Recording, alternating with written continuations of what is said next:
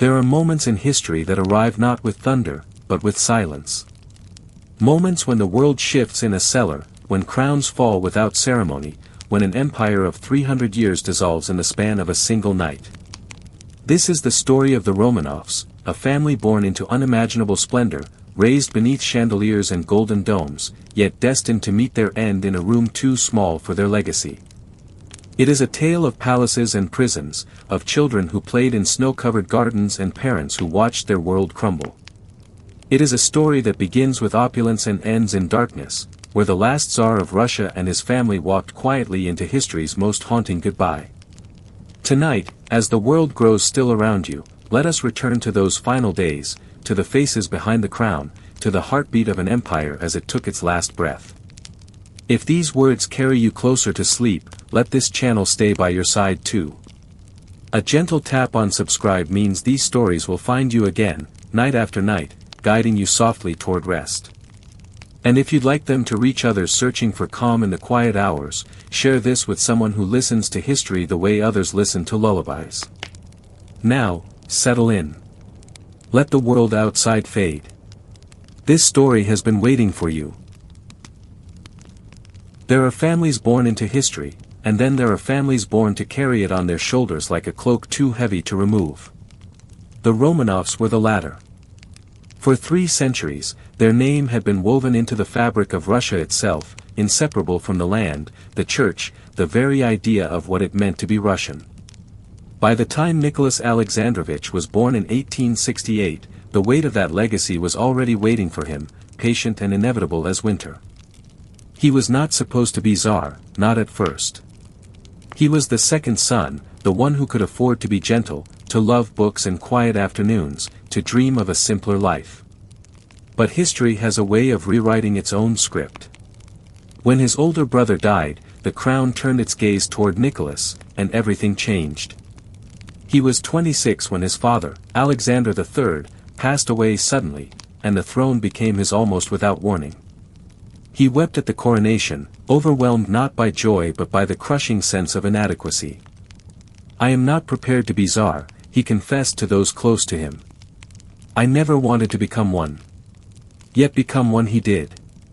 And with the crown came Alexandra, a princess from the German courts, a woman of striking beauty and even more striking will. She was born Alex of Hesse, raised in the shadow of Queen Victoria, her grandmother, and she came to Russia carrying both love and apprehension. She converted to Russian Orthodoxy not out of mere duty, but with a fervor that would define her life. She loved Nicholas with a devotion that was absolute, writing him letters filled with tenderness even when they were only rooms apart.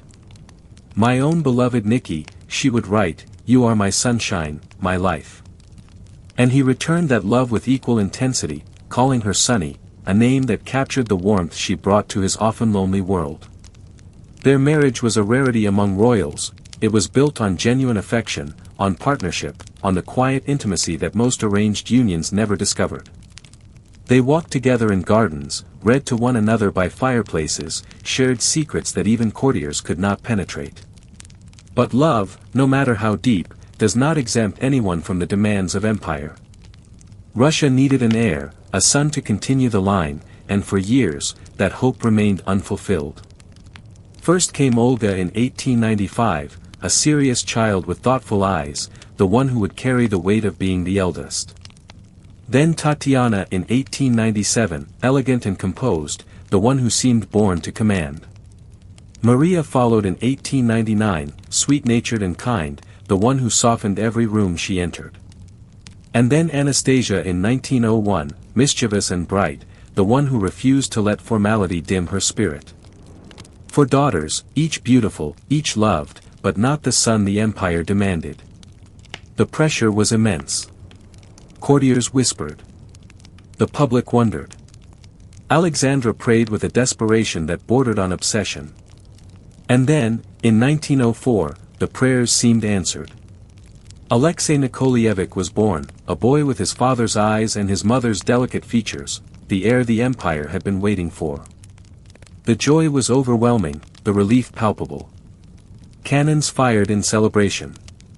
Church bells rang across the vast expanse of Russia. For a brief, shining moment, everything seemed perfect. But within weeks, that perfection shattered. Alexei began to bruise easily, to bleed from the smallest injury. The doctors were summoned, tests were conducted, and the diagnosis came like a death sentence whispered in the corridors: hemophilia, the royal disease, passed down through Queen Victoria's bloodline.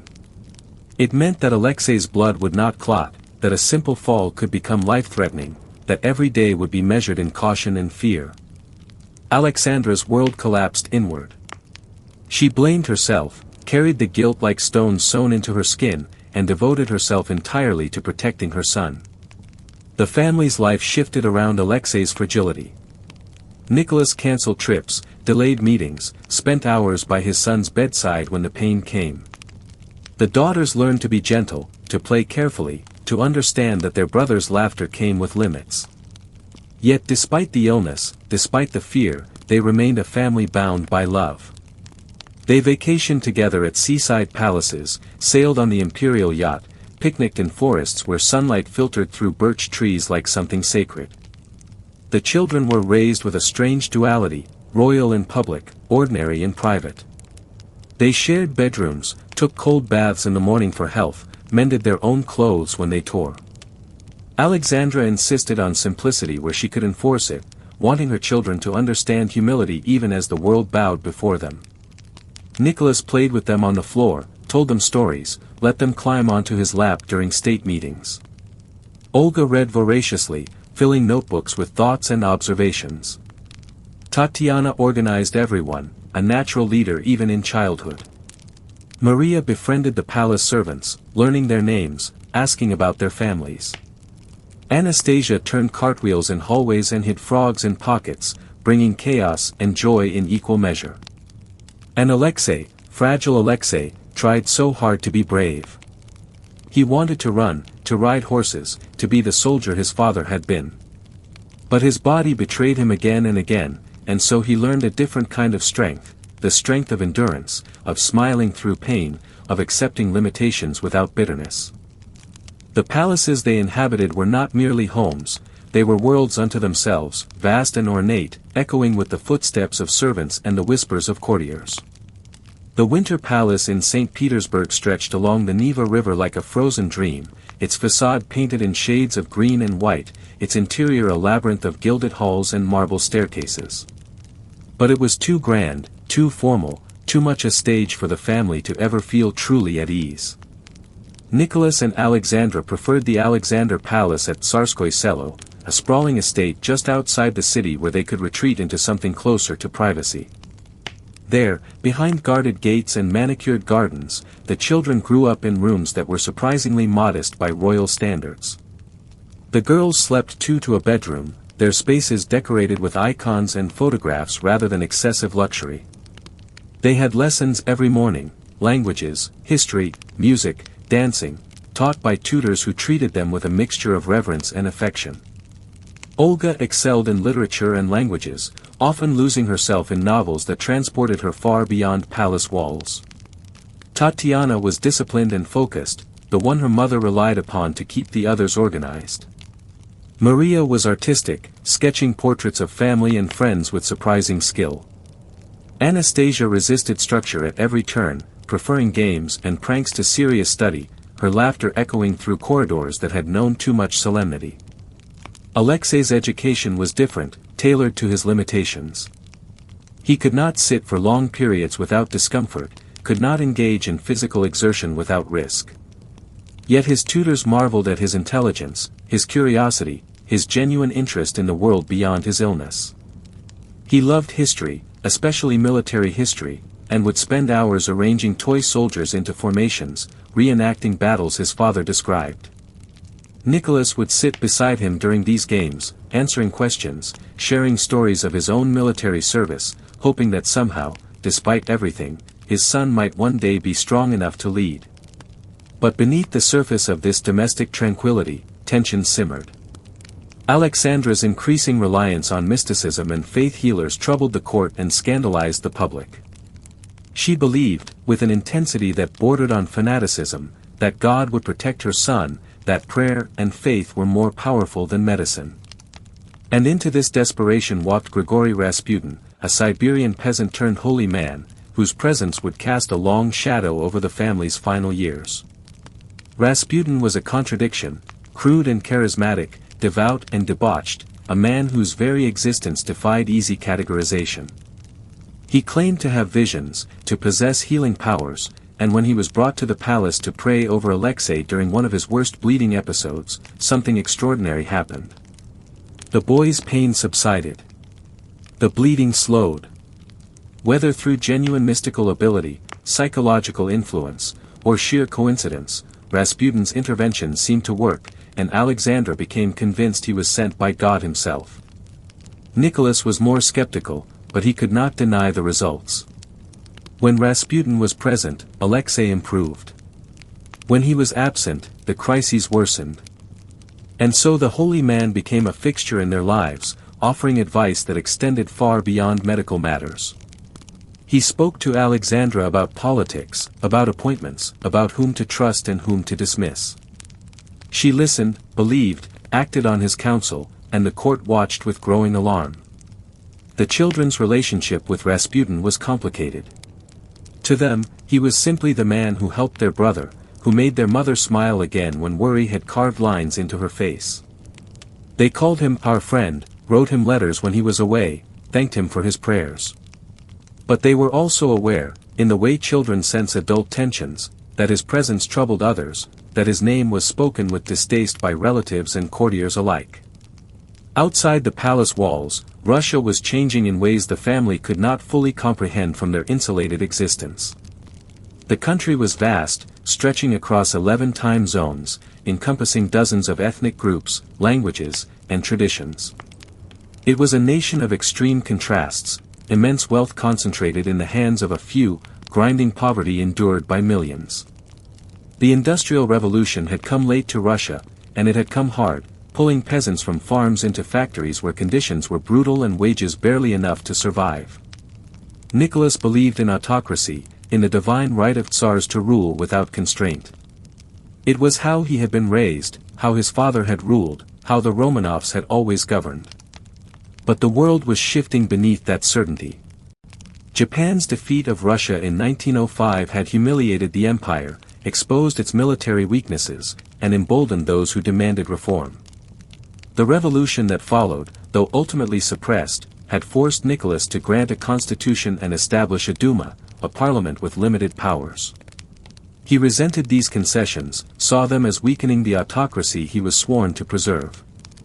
Alexandra reinforced these beliefs, whispering to him at night that he must be strong, that he must not yield further, that any compromise was a betrayal of their son's inheritance. She feared that a weakened autocracy would mean a weakened throne, and that Alexei would inherit a crown stripped of its power. Her letters to Nicholas when he was away were filled with exhortations to be firm, to dismiss ministers who advocated reform, to trust in God and in his own authority. Yet the family's personal warmth stood in stark contrast to the political rigidity they represented. When they visited their country estates, Nicholas would walk among the peasants, listening to their concerns, genuinely moved by their hardships. Alexandra organized hospitals and charitable works, personally visiting the sick and wounded during times of crisis.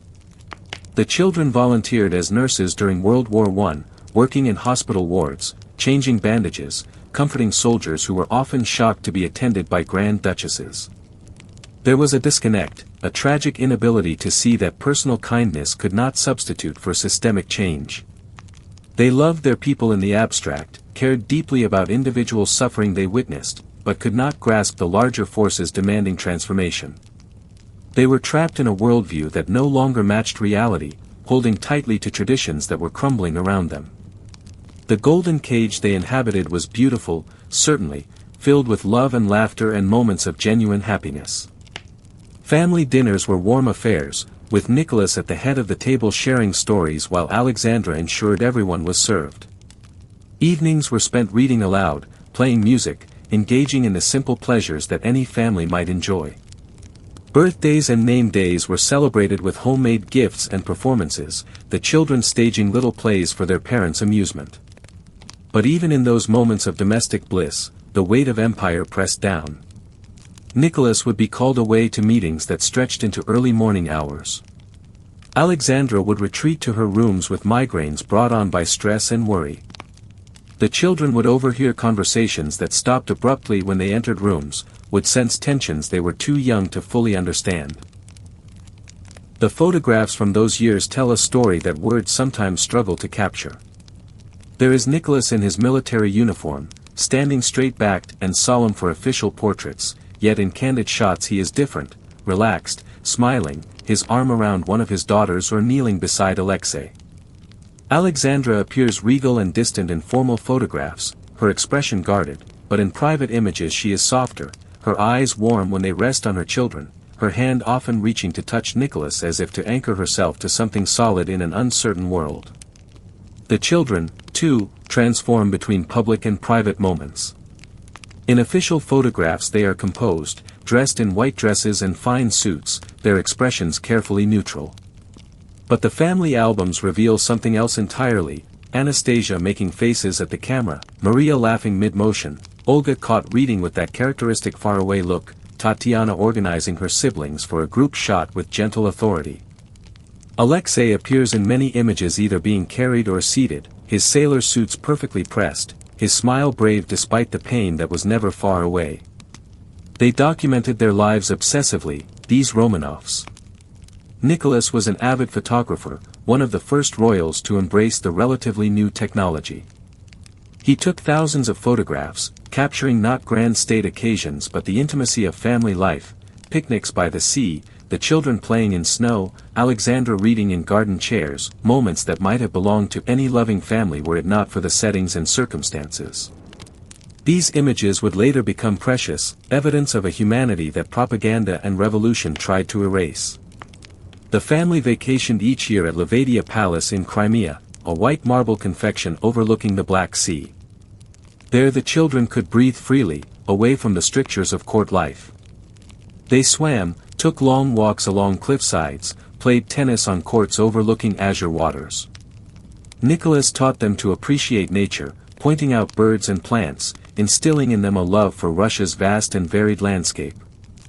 These were the moments they treasured most, when they could simply be a family, unencumbered by ceremony. But even in Crimea, illness shadowed them. Alexei would have episodes, sudden bleeds that sent the household into crisis mode. Doctors would be summoned, Alexandra would shut herself in her son's room refusing to leave, and the girls would wait anxiously in corridors, their vacation joy suspended until their brother recovered. They learned to live with this rhythm, happiness interrupted by fear, relief followed by the knowledge that another crisis was only a matter of time. The bonds between the siblings deepened through these shared experiences. Olga, as the eldest, carried a weight of responsibility and awareness that the others did not yet bear. She was old enough to understand the political tensions, to overhear conversations about unrest and revolution, to see worry etched into her parents' faces. She confided her concerns to her diary, writing passages that revealed a young woman caught between childhood and an adulthood that seemed increasingly uncertain. She was close to her father, sharing his love of literature and quiet contemplation, and he in turn trusted her with his worries more than he perhaps should have. Tatiana, only 2 years younger, became her mother's right hand. Where Olga retreated inward, Tatiana moved outward, taking charge, organizing, managing. During the war, when she and Olga worked as nurses, Tatiana was the one who seemed born for the work, efficient and compassionate, unafraid of blood or suffering. Alexandra called her "my little governess," and the nickname stuck. She was the disciplinarian among the children, the one who ensured chores were done and schedules kept, but never without love. Her devotion to the family, particularly to Alexei, was fierce and unwavering. Maria, the middle child, possessed a gentleness that made her universally beloved. She had no sharp edges, no need for control or recognition. She simply loved, deeply and without complication. The servants adored her because she treated them as equals, remembering details about their lives, asking after their families, offering help when she could. She dreamed of a simple life, marriage, children, a home filled with warmth. Of all the daughters, she seemed most suited for happiness, and perhaps because of that, her fate would seem particularly cruel. Anastasia, the youngest daughter, refused to let the family's circumstances dim her spirit. She was the jester, the troublemaker, the one who climbed trees in formal dresses and hid behind curtains to jump out and startle people. But her mischief came from a place of light, not malice. She made people laugh when laughter felt impossible, found joy in small moments, reminded everyone that they were still alive, still capable of happiness. Her relationship with Alexei was particularly close. They were the babies of the family, and they understood each other's frustrations and limitations. And Alexei, the center around which so much revolved, grew up knowing he was both precious and fragile. He had inherited his mother's stubbornness and his father's kindness, and despite his limitations, he possessed a strength of character that impressed those who knew him. He hated being coddled, fought against the restrictions his illness imposed, wanted desperately to be normal. When he could walk, he explored every corner of whatever palace they inhabited. When he could not, he observed, asked questions, learned. His tutors spoke of a sharp intelligence and a surprising maturity for one so young. He understood, perhaps better than anyone wanted to admit, that his life would always be measured in moments borrowed from illness. The family developed rituals to maintain normalcy. Morning prayers together, lessons interrupted by tea, afternoons spent reading aloud or playing games, evenings gathered around the piano while Maria or Olga played. Nicholas would join them when he could, stepping out of his role as Tsar to become simply Papa, playing on the floor with his children, carrying Alexei on his shoulders when the boy was well enough, teaching his daughters to appreciate simple pleasures. Alexandra, despite her increasing withdrawal from court life, poured herself into motherhood with an intensity that was both beautiful and suffocating. She worried constantly, protected fiercely, loved with a desperation born from fear of loss. Her relationship with each child was deep and complicated. She was mother, confidant, sometimes burden, always devoted beyond measure. The children never doubted her love, even when they chafed under her protectiveness. As the years passed and the children grew, there were tentative discussions of marriage. Olga had several suitors, including a Romanian prince, but she refused them all, unwilling to leave Russia, unwilling to abandon her family during increasingly troubled times. Tatiana, too, showed little interest in the matches proposed for her. They sensed, these daughters, that their duty now was not to form alliances but to hold their family together as the world around them began to fracture. The golden cage, for all its beauty, was beginning to feel like a trap. The outside world pressed closer, demanding change they could not give, revolution they could not imagine. But inside, for a little while longer, there was still warmth, still love, still the belief that somehow, they would endure. They were Romanovs, after all. Their line had survived 300 years of history. Surely it would survive whatever came next.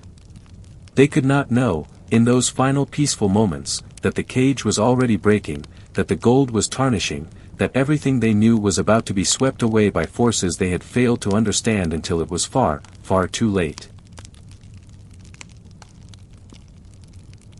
Empires built over centuries carry within them the weight of their own history, and sometimes that weight becomes too much to bear.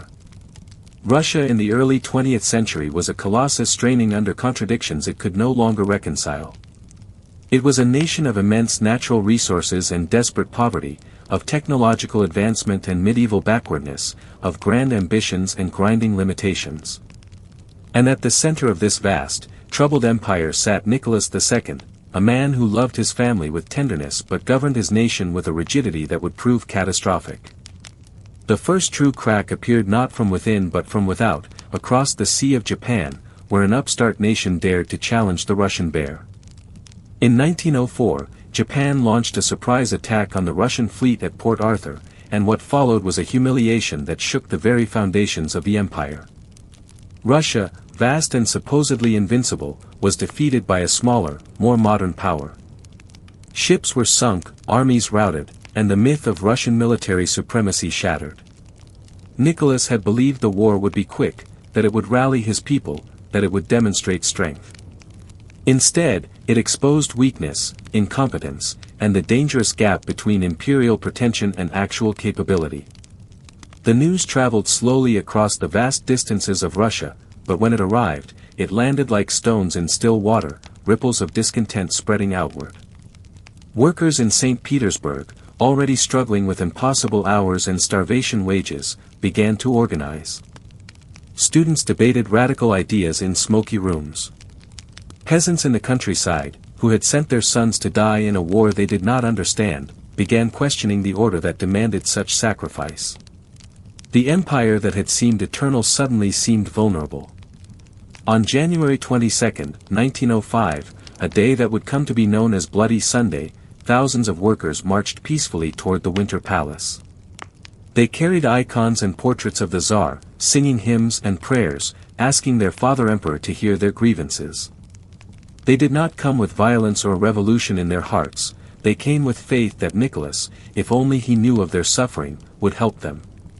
But Nicholas was not there, he had retreated to Tsarskoye Selo, perhaps sensing danger, perhaps simply exhausted by the weight of rule.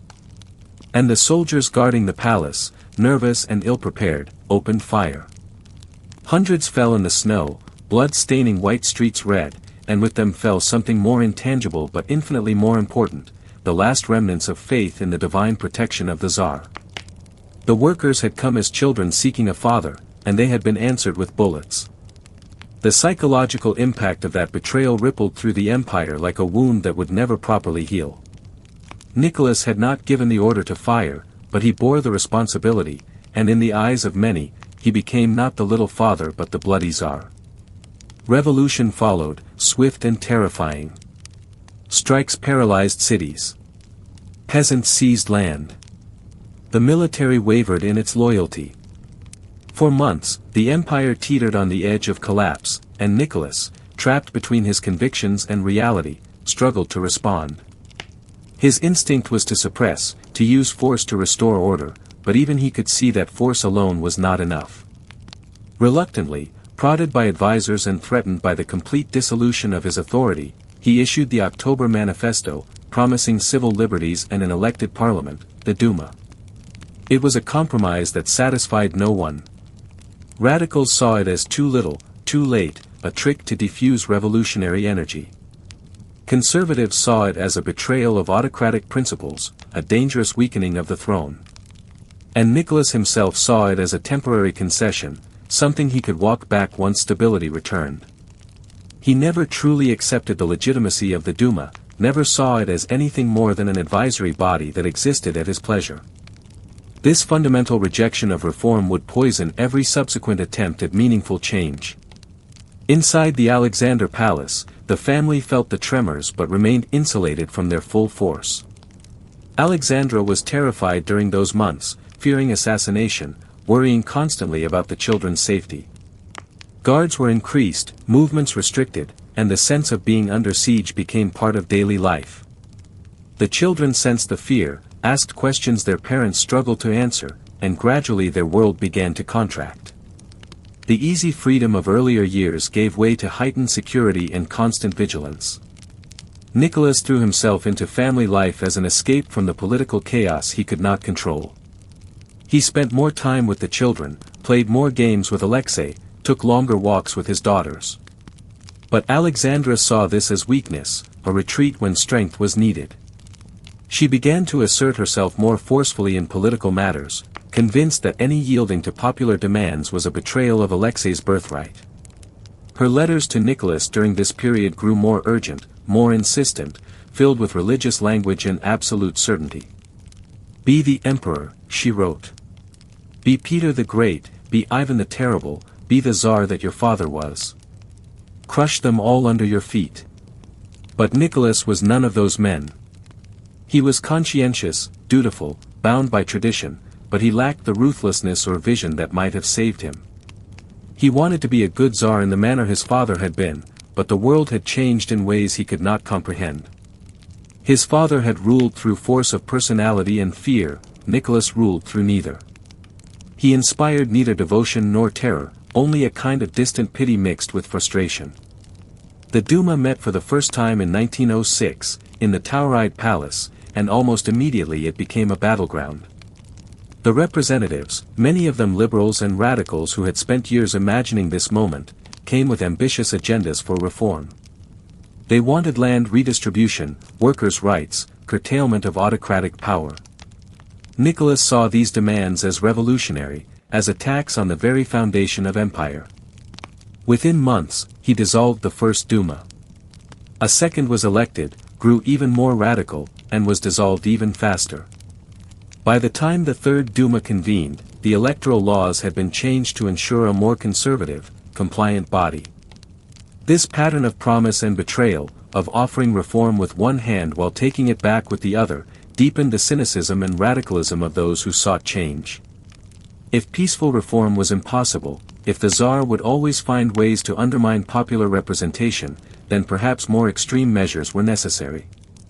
The seeds of revolution, planted on Bloody Sunday, watered by broken promises, began to grow in darker, more dangerous soil. Through all of this political turbulence, one figure grew increasingly prominent and increasingly controversial: Grigory Rasputin. The Siberian mystic had become indispensable to Alexandra, and through her, he gained influence that extended far beyond the sickroom of Alexei. By 1910, he was a fixture in the family's life, visiting the palace regularly, corresponding with Alexandra, offering advice on matters both spiritual and temporal. And the Russian elite watched with mounting horror. Rasputin was everything the aristocracy despised: a peasant who did not know his place, a holy man whose personal behavior was anything but holy, a crude manipulator who had somehow gained the ear of the Empress. Stories circulated about his drinking, his womanizing, his wild nights in restaurants and bathhouses. Some were true, some exaggerated, some entirely fabricated, but all contributed to a growing scandal that tainted the imperial family by association. That the Empress trusted such a man, that she sought his counsel, that she defended him against all criticism, seemed to many a sign that the Romanovs had lost their judgment, perhaps even their sanity. Nicholas was aware of the damage Rasputin was causing to their reputation, but he was trapped by a terrible calculus. Rasputin helped Alexei. When the boy was in crisis, bleeding internally, screaming in pain, Rasputin's prayers seemed to calm him, to ease his suffering in ways medicine could not. Whether this was genuine healing power, hypnosis, or the simple effect of Rasputin's calm confidence in moments of maternal panic, it worked. And Nicholas could not bring himself to remove the one person who could help his son, even if keeping him destroyed his own credibility. Alexandra's faith in Rasputin was absolute and unshakable. She saw him as a gift from God, a holy man sent specifically to save her son and guide her family through dark times. When critics attacked him, she took it as persecution of a righteous man by a corrupt establishment. When rumors spread about his behavior, she dismissed them as lies invented by enemies of the throne. Her letters to Nicholas during this period reveal a woman increasingly detached from reality, living in a world of mystical certainty while the actual world around her burned. The children's relationship with Rasputin remained affectionate but complicated. They wrote him letters addressing him as "dear friend" and thanking him for his prayers. Alexei in particular was fond of him, associating Rasputin with relief from pain. But as the girls grew older, particularly Olga and Tatiana, they became more aware of the scandal surrounding him, more cognizant of how their association with him damaged their family's standing. They remained publicly loyal but privately began to question whether the help he provided Alexei was worth the cost to everything else. In 1914, the world caught fire, and Russia plunged into it with ill-considered enthusiasm. The assassination of Archduke Franz Ferdinand in Sarajevo set in motion a chain of alliances and ultimatums that pulled all of Europe into war. Nicholas, moved by Slavic solidarity and perhaps seeing an opportunity to unite his fractured empire against a common enemy, ordered mobilization. Crowds gathered outside the Winter Palace, waving flags and singing hymns, convinced that victory would be swift and glorious. The Tsar appeared on the balcony, and the people cheered him as they had not cheered him in years. For a brief moment, revolution seemed forgotten, replaced by patriotic fervor. But Rasputin, in one of his few moments of genuine prophecy, warned Alexandra that war would destroy everything. If Russia goes to war, he told her, it will be the end of Russia and the end of you all. She conveyed this warning to Nicholas, but by then, mobilization had begun, and stopping it seemed impossible. The wheels of war, once set in motion, could not be easily halted. The initial enthusiasm faded quickly when the reality of modern warfare became apparent. Russia's armies were vast but poorly equipped, poorly trained, and poorly led. They faced German forces that were mechanized, organized, and ruthlessly efficient. The battles were catastrophic. At Tannenberg in August 1914, two entire Russian armies were encircled and destroyed, over 170,000 men killed, wounded, or captured in a matter of days. The news took weeks to reach the capital, filtered and softened by censors, but the truth eventually emerged, and with it came the first whispers that perhaps this war would not be the unifying triumph the Tsar had hoped for. Nicholas made a decision in 1915 that would prove disastrous. He decided to take personal command of the armies, leaving Petrograd, as St. Petersburg had been renamed to sound less German, to travel to military headquarters at the front. He believed his presence would inspire the troops, that his direct involvement would improve coordination and morale. Instead, it meant that every military failure would now be directly attributed to him, and it left Alexandra effectively in charge of the government, with Rasputin whispering in her ear. The Empress was not suited for political power. She was deeply intelligent and fiercely devoted, but she was also inflexible, superstitious, and convinced of her own rightness. She began dismissing ministers who criticized Rasputin or who advocated for reform, replacing them with mediocre yes-men whose primary qualification was their willingness to follow her guidance. The government became a revolving door of incompetence, ministers appointed and dismissed with bewildering frequency, policy lurching from one direction to another with no coherent strategy. Back at the palace, the children tried to contribute to the war effort in whatever ways they could. Olga and Tatiana trained as nurses and began working in a hospital established at Tsarskoye Selo. They were not merely ceremonial figures, they worked real shifts, changing bandages, assisting in surgeries, holding the hands of dying soldiers. The wounded men were often shocked to be tended by grand duchesses, and many wrote home about the kindness and dedication of the Tsar's daughters. Maria and Anastasia, too young to be full nurses, visited wounded soldiers, wrote letters for those who could not write, and tried to bring moments of cheer to men suffering from wounds both physical and psychological. Alexei, whenever he was well enough, visited military units with his father, dressed in miniature uniforms, reviewing troops with a solemnity that belied his youth. The soldiers loved him, this fragile boy who tried so hard to be brave, and they would cheer when he appeared. Nicholas treasured these moments with his son, times when Alexei could briefly inhabit the role he was supposed to one day fill. But the episodes continued, sudden bleeds that would strike without warning, sending the household into crisis and requiring Nicholas to rush back from the front, deepening the already catastrophic leadership vacuum. As the war dragged into its second year, then its third, the suffering became unbearable. Millions of men had died, casualties mounting with a relentlessness that numbed the mind. The wounded flooded back from the front, filling hospitals, overwhelming the medical system, their shattered bodies a testament to the empire's failures. And on the home front, the economy collapsed under the strain. Factories that should have been producing consumer goods were converted to munitions manufacturing, creating shortages of everything. The railway system, never robust to begin with, broke down under the impossible demands placed upon it, unable to transport both military supplies and food to cities. By the winter of 1916, Petrograd was starving. Bread lines stretched for blocks, women standing in the bitter cold for hours only to find the shops empty by the time they reached the front. Coal shortages meant factories shut down, throwing workers into unemployment at the exact moment when food prices were skyrocketing. Children begged in streets. The elderly froze in unheated apartments. And the people, looking for someone to blame, turned their gaze toward the palace, toward the Tsar who was absent at the front, toward the German-born empress, toward the mad monk who seemed to control them both. Rasputin's influence had reached grotesque proportions in the public imagination. He was blamed for everything, military defeats, ministerial appointments, even treasonous collaboration with Germany.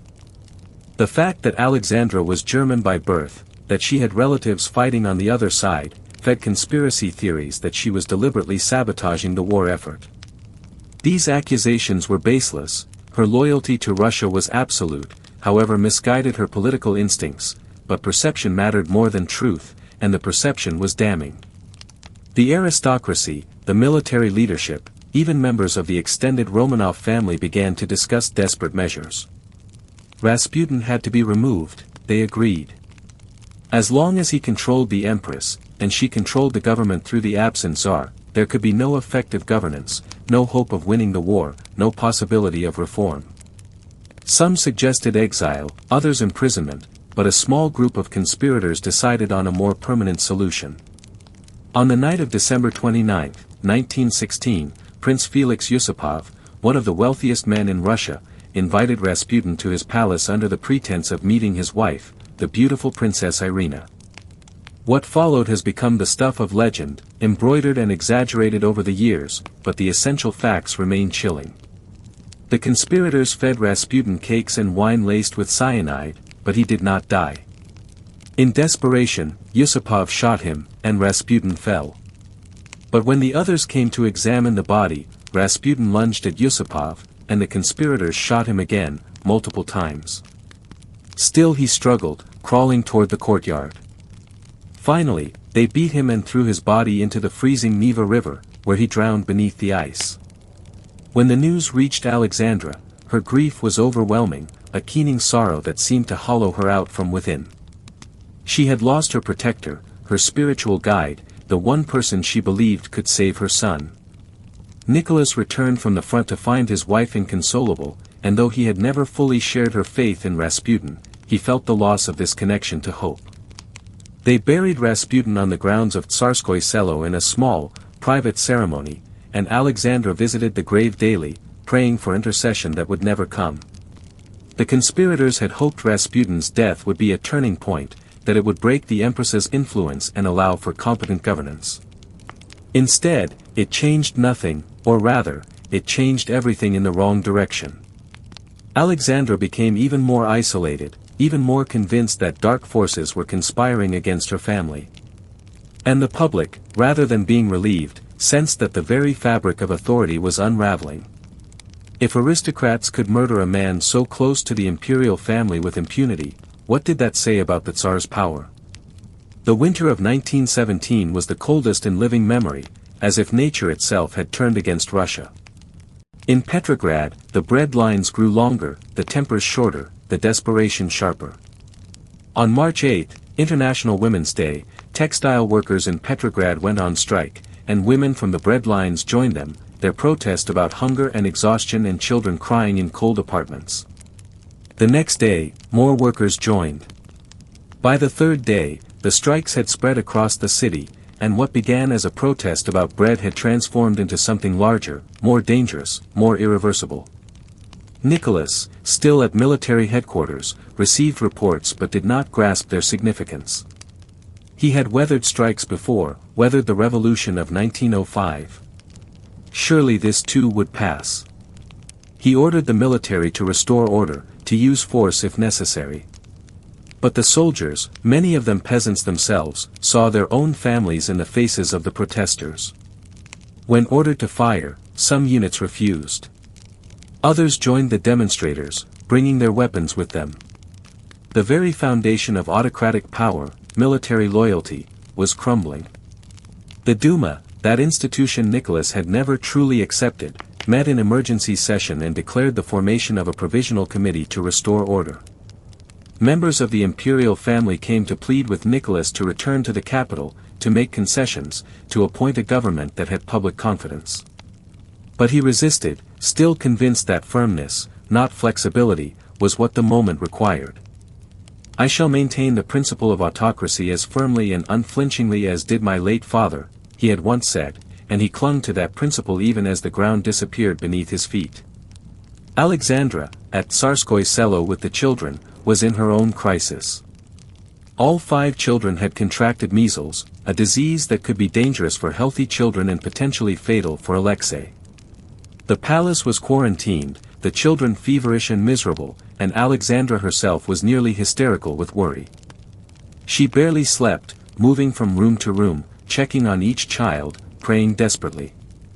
The political catastrophe unfolding in Petrograd seemed distant, unreal, compared to the immediate terror of her children's illness. Olga and Tatiana, despite their own fevers, tried to help their mother, but they were too weak. Maria's case was particularly severe, her fever dangerously high. Anastasia complained of pain but tried to joke through it, her spirit undimmed even in illness. And Alexei, fragile Alexei, suffered most of all, his weakened body struggling against the infection. Alexandra sent frantic telegrams to Nicholas, begging him to return, not because of revolution but because their children needed him. By March 15, it was clear even to Nicholas that he could not return to Petrograd as Tsar. The military command, the Duma, even his own generals, all conveyed the same message: he must abdicate to save the dynasty, to preserve some continuity of order. In a railway car at Pskov, isolated from his family, exhausted and defeated, Nicholas made the decision. He would abdicate, but not in favor of Alexei. The boy was too ill, too fragile, would need his parents with him always. Instead, Nicholas abdicated in favor of his brother, Grand Duke Michael, hoping to keep the Romanov line intact. But Michael, wiser or perhaps simply more realistic than his brother, refused the crown unless it was offered to him by the Constituent Assembly, which had not yet been elected and which was unlikely to choose a Romanov. The 300-year dynasty ended not with thunder but with confusion, with two brothers neither of whom could or would wear the crown. The empire that had stretched from Poland to the Pacific, that had ruled over a sixth of the world's land surface, dissolved in a matter of days, and almost no one defended it. Nicholas wrote in his diary that night with a calmness that seemed almost inhuman, "All around me I see treason, cowardice and deceit."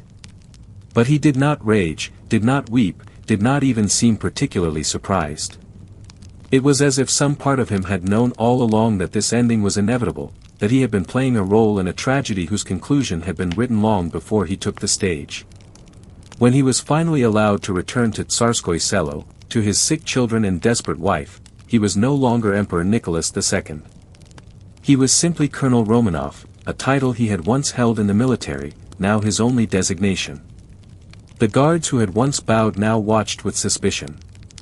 The servants who had once deferred now hesitated, uncertain of protocols in this strange new world. He embraced his children, each one, held Alexandra as she wept, and tried to project a calm he did not feel. The golden cage had shattered, its bars twisted beyond recognition. What came next was uncertain, frightening, but at least, he told himself, they were together. At least they still had each other. For a brief moment, as spring began to thaw the frozen ground outside, that seemed like enough. There is a peculiar silence that follows great upheavals, a moment when the world holds its breath before exhaling into a new reality. For Nicholas Romanov, formerly Nicholas II, Emperor and autocrat of all the Russias, that silence descended on March 22, 1917, when he stepped off the imperial train at Tsarskoye Selo and walked through gates he had once commanded. The guards who met him were polite but distant, their deference replaced by something harder to define, not quite hostility, not quite indifference, but a careful neutrality that acknowledged the world had shifted beneath everyone's feet. Inside the Alexander Palace, Alexandra waited with the desperation of a woman who had lost nearly everything but the people she loved most. The children were recovering from measles, weak and pale but alive, and when Nicholas entered their rooms, the reunion was tender and heartbreaking. Olga embraced her father and wept, her body still frail from illness. Tatiana, ever composed, held herself together until he touched her hand, and then she too broke. Maria clung to him, her sweet face streaked with tears. Anastasia tried to joke, to lighten the moment, but her voice cracked with emotion. And Alexei, propped up in bed, simply reached for his father's hand and held it, his young eyes reflecting an understanding beyond his years. For the first time in his life, Nicholas had nowhere he needed to be, no state business demanding his attention, no ministers waiting in anterooms. He was simply a father, and in some strange way, this brought him a measure of peace he had rarely known. He told Alexandra that they would face whatever came together, that abdication might even be a blessing, freeing them from impossible burdens. She did not share his calm. She saw abdication as betrayal, as abandonment of Alexei's birthright, as the victory of dark forces she had warned against. But she said little, focusing instead on the practical reality of their confinement. Because that is what it was, though the word was carefully avoided at first, confinement. The provisional government, that uncertain coalition of liberals and moderate socialists now attempting to govern Russia, had placed the Romanovs under house arrest. It was for their protection, the government claimed, given the rage many felt toward the imperial family. But protection and imprisonment can look remarkably similar, and as days passed, the distinction became increasingly meaningless. The family was restricted to the palace grounds and a small section of the park. Guards were posted at every exit, monitoring their movements, reporting their activities.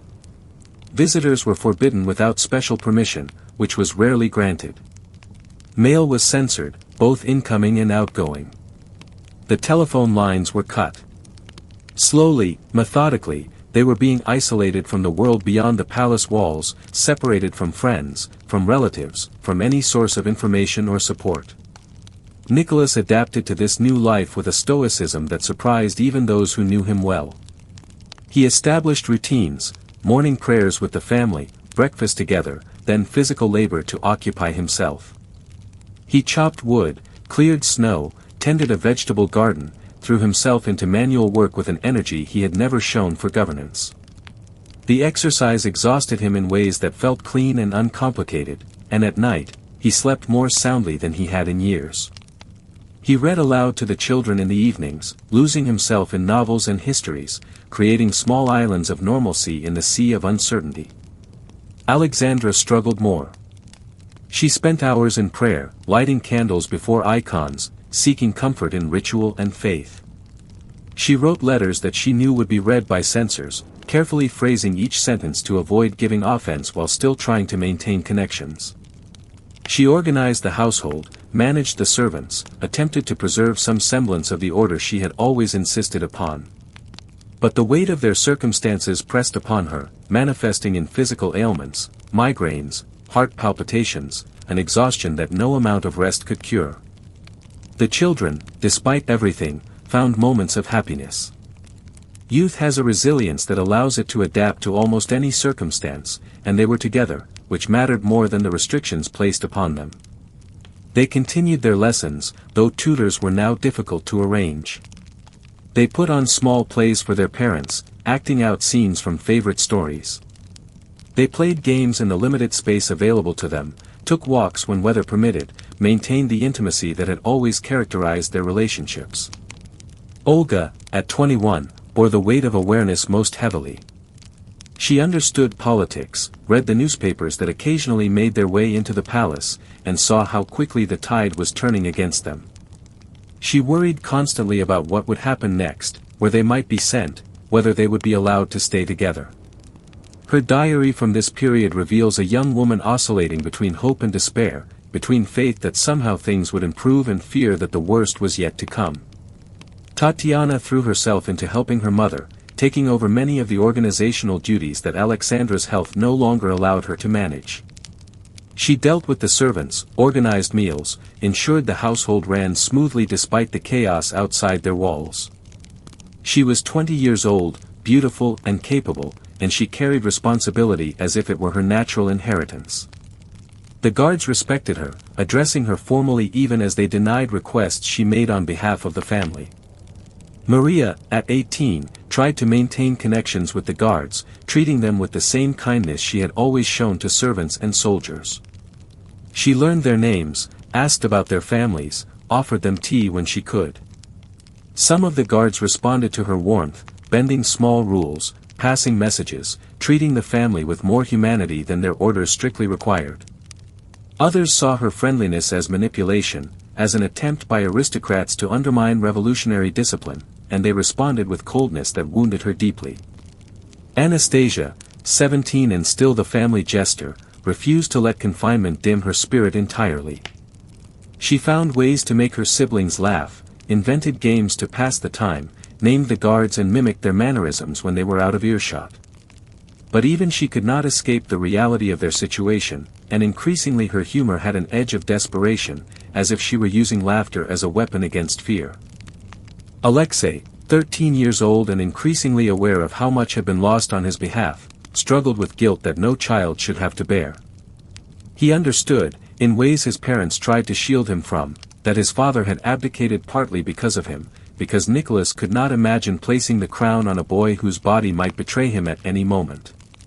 The hemophilia continued to plague him, episodes arriving without warning, confining him to bed for days at a time. During these crises, the family's already limited world contracted further, everyone's attention focused on the boy who had once been heir to an empire and was now simply a sick child in an increasingly hostile world. The provisional government, meanwhile, debated what to do with their royal prisoners. Some members argued for exile to England. King George V was Nicholas's cousin, after all, and had initially expressed willingness to offer asylum. But as weeks passed and the political situation in Russia grew more volatile, the British offer was quietly withdrawn. George V, reading the revolutionary mood not just in Russia but across Europe, decided that harboring the deposed Russian Tsar might endanger his own throne. The family tie, which Nicholas had believed would provide safety, proved less binding than political expediency. Other destinations were considered and rejected. France was too politically unstable. Germany was an enemy nation. No country seemed willing to take the risk of housing the Romanovs, and with each rejection, the family's options narrowed. They remained at Tsarskoye Selo through the spring and into summer, the days growing longer and warmer, the gardens blooming in indifference to human catastrophe. They tended vegetables, played with a small dog someone had given them, tried to maintain the fiction that this was simply an extended stay at one of their estates. But the political situation in Petrograd was deteriorating rapidly. The provisional government, never strong, was losing authority to the Petrograd Soviet, a revolutionary council dominated by radical socialists. Street violence increased. Soldiers deserted the front in massive numbers. The war continued to go badly, draining resources and morale. And among the revolutionaries, voices grew louder demanding that the Romanovs be brought to justice, that keeping them comfortable in a palace was a betrayal of the revolution. By August, the government concluded that the family was no longer safe at Tsarskoye Selo. They were too close to Petrograd, too accessible to mobs that might storm the palace, and too tempting a symbol for counter-revolutionaries who might attempt a rescue. A decision was made to move them deeper into Russia, to a place remote enough to ensure security, isolated enough to prevent rescue attempts. The destination chosen was Tobolsk, a small town in western Siberia, thousands of miles from the capital, accessible only by river during certain seasons. The news was delivered with little warning. The family had days to pack, to decide what to bring and what to leave behind, to say goodbye to servants who had been with them for years but who could not accompany them into exile. They packed frantically, clothes, books, photographs, icons, medicines for Alexei. Nicholas selected bottles from his wine cellar, not out of aristocratic privilege but from a practical understanding that they might need items to trade. Alexandra insisted on bringing her most precious religious artifacts, the icons she prayed before daily, the relics she believed carried protective power. The departure, on August 14, 1917, was both public and surreal. They were taken to the train station under guard, crowds gathering to watch the former imperial family being led away. Some people jeered and shouted insults. Others simply stared, witnessing the end of an era. The children kept their heads high, maintaining dignity even as they climbed into train cars that were comfortable but unmistakably those of prisoners, not sovereigns. The journey to Tobolsk took 4 days, the train moving slowly through the vast Russian landscape. The family watched from windows as forests gave way to plains, as cities became villages, as the world they had known receded further and further behind them. They played cards to pass time, read to one another, tried to maintain normalcy even as everything changed. Nicholas stared out at the countryside, this empire he had once ruled, seeing it perhaps truly for the first time, not as provinces on a map but as actual land, actual people, a reality that had always existed beyond the palace walls. They arrived in Tobolsk in early morning, the town still sleeping, the river fog just beginning to lift. The house prepared for them was the former governor's mansion, a large white building that seemed almost elegant until you noticed the high fence being constructed around it, the guards being posted at every corner. It was larger than they had feared, with enough rooms for the family and the few servants who had been allowed to accompany them, but it was still a prison, the bars simply more politely arranged. Tobolsk itself was a backwater, a town that had been bypassed by the railway and seemed frozen in an earlier century. Wooden houses lined unpaved streets. The churches were beautiful but in disrepair.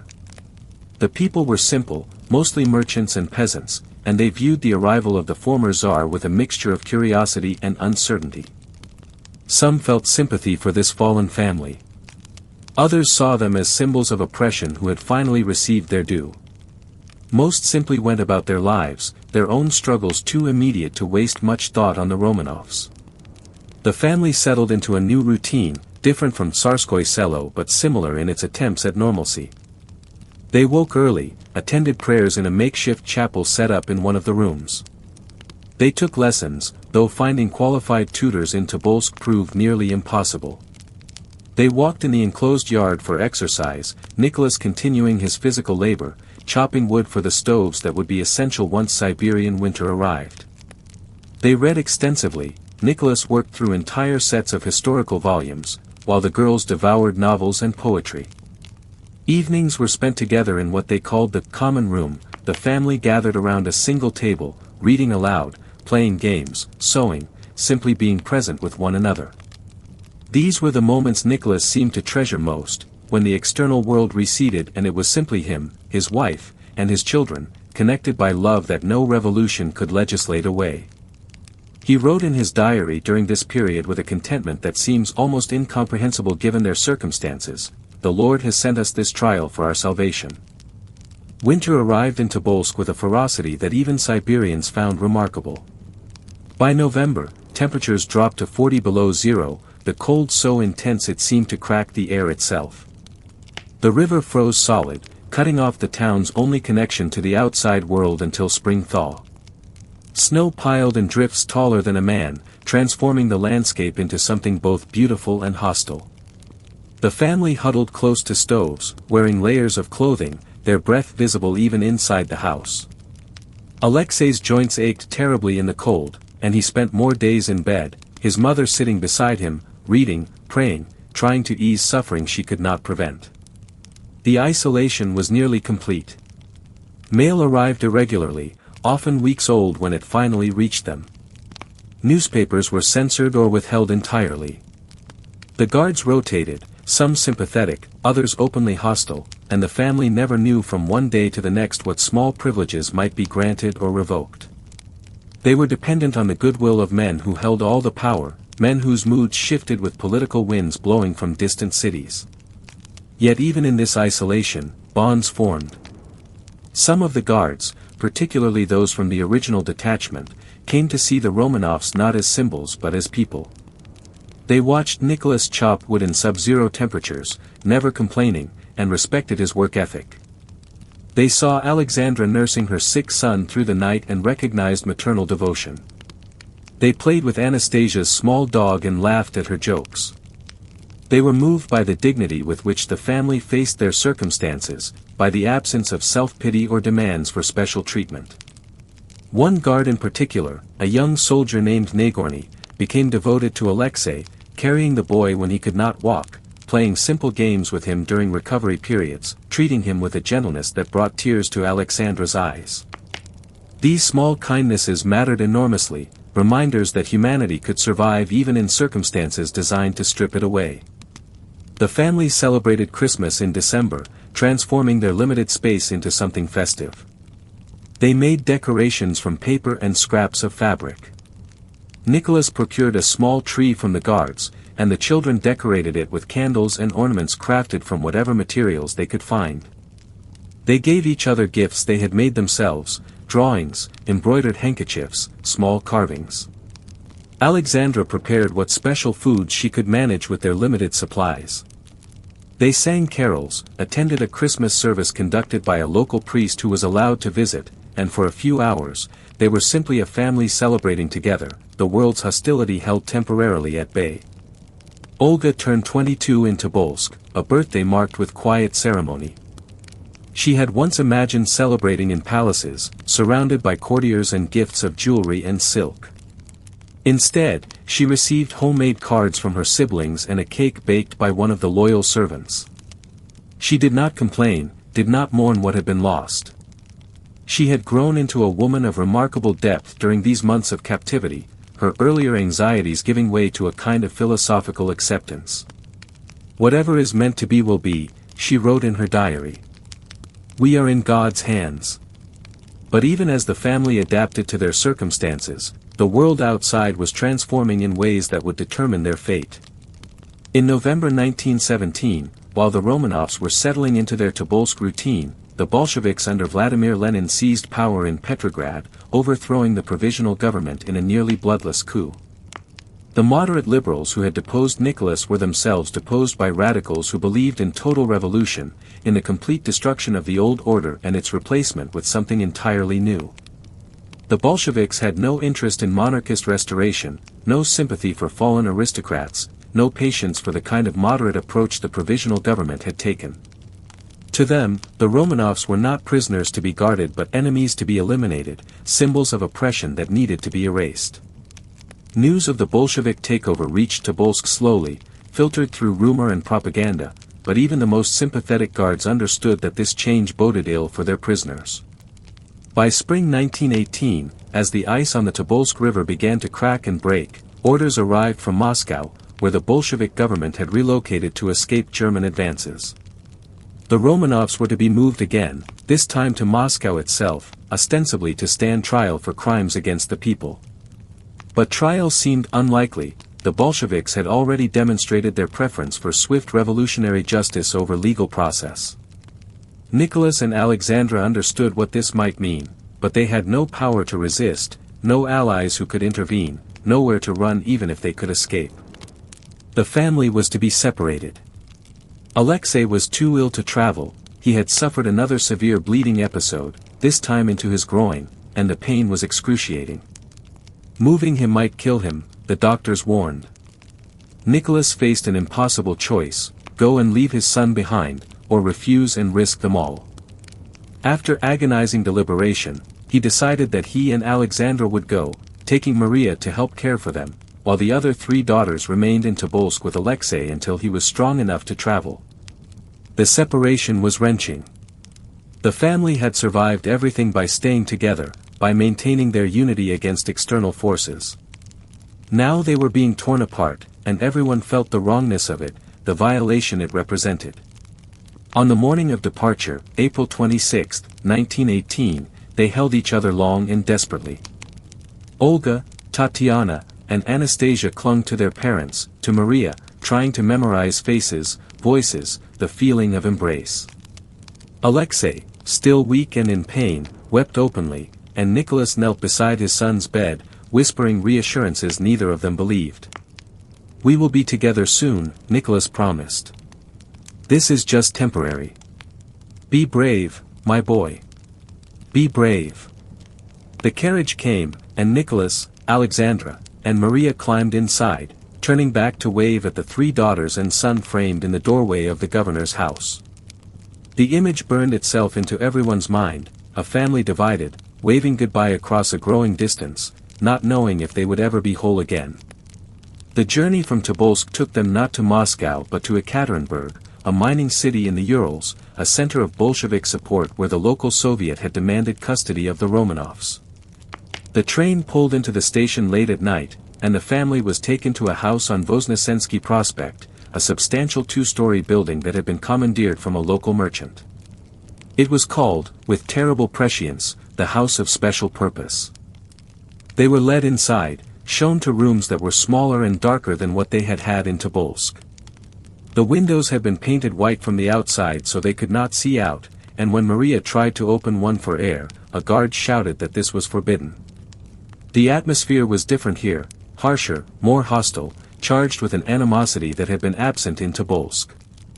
The guards were local Bolsheviks, true believers in revolution, men who saw the Romanovs not as fallen aristocrats deserving pity but as class enemies deserving punishment.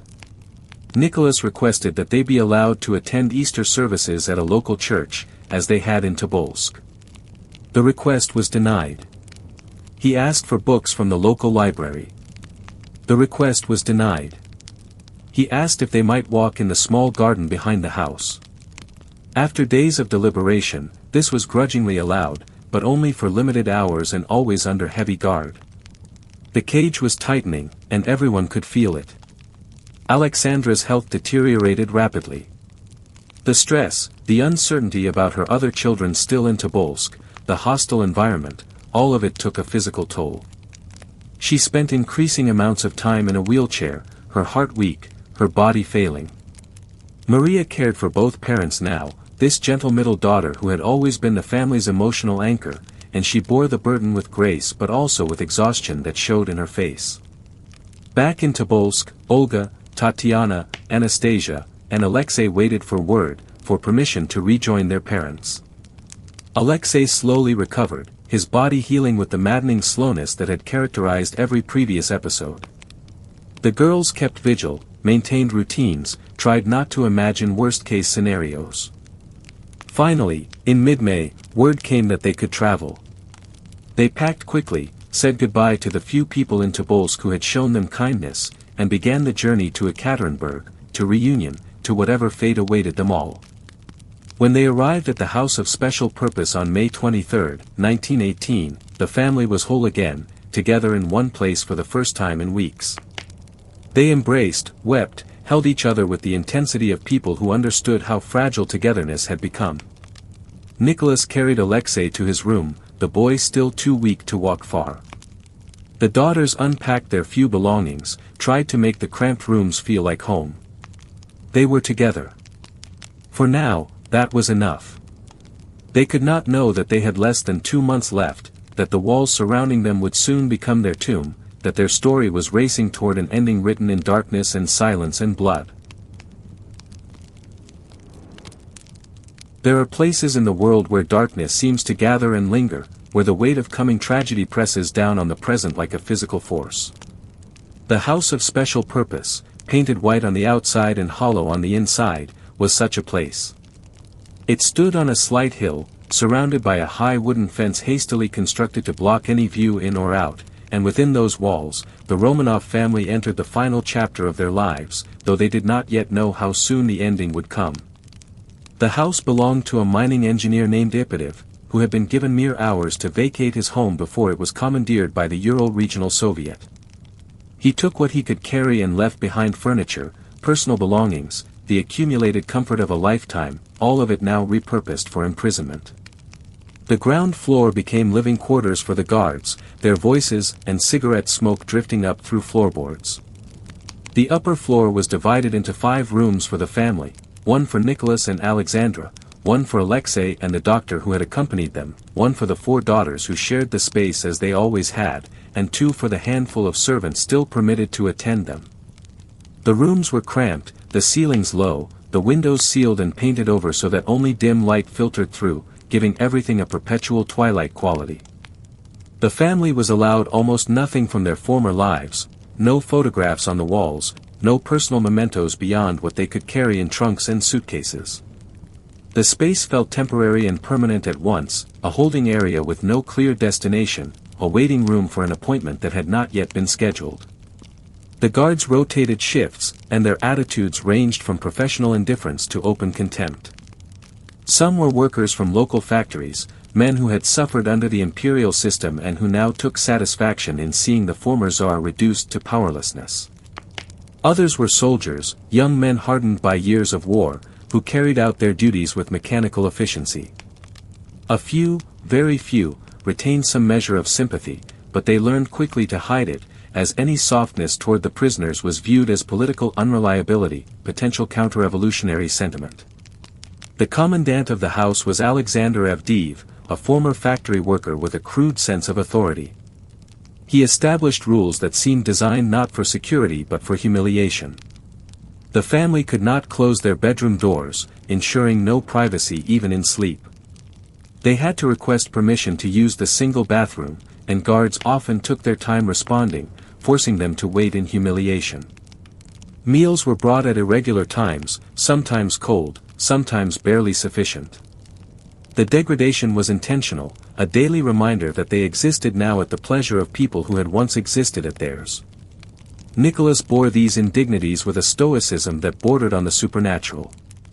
He never complained, never raised his voice, never demanded better treatment. Each morning he rose early, dressed carefully, maintained the discipline of routine as if routine itself were a form of resistance. He led the family in prayers, his voice steady and quiet, speaking familiar words that connected them to something beyond their immediate circumstances. After prayers came breakfast, usually tea and black bread, eaten together at a small table in what had been a parlor. Then came the limited time allowed outside, in a small enclosed section of the garden where they could walk for perhaps an hour under the watchful eyes of guards who sometimes sat so close their conversations were impossible. Nicholas continued his habit of physical labor, chopping wood when permitted, carrying water, performing tasks that kept his body occupied when his mind threatened to spiral into despair. Alexei would sit in the garden when he was well enough, pale and thin, watching his father work, and sometimes Nicholas would pause to speak with his son, their heads close together, their conversation private despite the guards. Alexandra spent most of her time in the bedroom, her health continuing its slow collapse. The wheelchair she had needed occasionally in Tobolsk now became essential. Her heart caused constant pain, her legs could barely support her weight, and the psychological strain manifested in physical symptoms that no medicine could address. She sat by the window, though she could see nothing through the whitewashed glass, and she prayed, her lips moving constantly, her fingers working through the knots of a prayer rope, counting repetitions like a rosary. The daughters organized themselves as they always had, each finding ways to be useful within the severe constraints. Olga, the eldest, had grown quieter during the months of captivity, her earlier vivacity replaced by a contemplative sadness. She read when books were available, wrote in her diary when she had paper, and often simply sat lost in thought, her beautiful face marked by an awareness of mortality that should not have belonged to someone so young. She was 22 years old, an age when she might have been planning a wedding, raising children, living the life she had once imagined. Instead, she was trapped in a house that felt increasingly like a tomb. Tatiana remained the organizer, the one who ensured routines were maintained, that the limited resources were distributed fairly, that her mother was cared for and her father supported. She was 21, elegant even in captivity, her bearing still regal despite the shabby circumstances. The guards alternated between resenting her composure and being intimidated by it. She spoke to them politely but without warmth, making clear that she understood exactly what they were and what they represented. Her strength was brittle, though, and in private moments with her sisters, she sometimes broke, her carefully constructed facade crumbling to reveal the frightened young woman beneath. Maria, at 19, continued to try to bridge the gap between captors and captives, treating the guards with a kindness that confused and sometimes softened them. She learned their names, asked about their families, offered small smiles that reminded them that the people they were guarding were human. Some guards responded with grudging courtesy, bending small rules, bringing slightly better food when they could. Others saw her friendliness as manipulation and responded with increased cruelty, as if punishing her for making them question their own actions. She bore both responses with equanimity, maintaining her gentle nature even when it brought her pain. Anastasia, the youngest daughter at 17, fought against the suffocating atmosphere with humor that grew increasingly desperate as the weeks wore on. She still made jokes, still tried to lighten moments that threatened to become unbearable, but the laughter came harder now, the wit edged with something darker. She was the one who most visibly chafed against the restrictions, who asked why they could not open windows, why they had to ask permission for everything, why they were treated like criminals when they had committed no crime. The guards found her either charming or irritating, depending on their temperament, but none could ignore her entirely. She refused to be invisible, refused to let the situation erase her personality. Alexei, at 13, moved between the roles of child and young man, his illness forcing maturity upon him while his circumstances denied him any agency. He spent many days confined to bed, his body betraying him with its usual unpredictability. During the better days, he tried to maintain the lessons his tutors had begun years ago, reading history and literature, practicing languages, preparing for a future that seemed increasingly theoretical. He was acutely aware of the burden he represented, that his fragility had shaped so many decisions, that his needs had constrained his family in ways healthy children would not have. He never complained, this boy who had every reason to complain, and his bravery in the face of constant suffering moved even some of the guards to reluctant admiration. The 4 loyal servants who had accompanied them into captivity became essential to maintaining what remained of normal life. Dr. Botkin, the family physician, was a man of quiet dignity who had chosen to stay with the Romanovs when he could have safely departed. He cared for Alexei's medical needs, but more than that, he provided intellectual companionship for Nicholas, someone to discuss literature and philosophy with during the long hours of confinement. Trupp, the footman, maintained what protocols he could, serving meals with a formality that seemed absurd in such reduced circumstances but which helped preserve a sense of order. Karatanov, the cook, worked miracles with limited ingredients, trying to provide meals that reminded the family of better times. And Demidova, Alexandra's maid, was perhaps the most devoted of all, sleeping in the same room as the Empress, attending to her constantly, providing comfort that went far beyond mere service. The days blurred together in a monotonous rhythm broken only by moments of small crisis or unexpected kindness. In June, Nicholas's birthday passed with quiet acknowledgement. He turned 50, an age that in any other circumstance would have been marked with celebration but which here warranted only homemade cards from his children and prayers of gratitude that they were still together.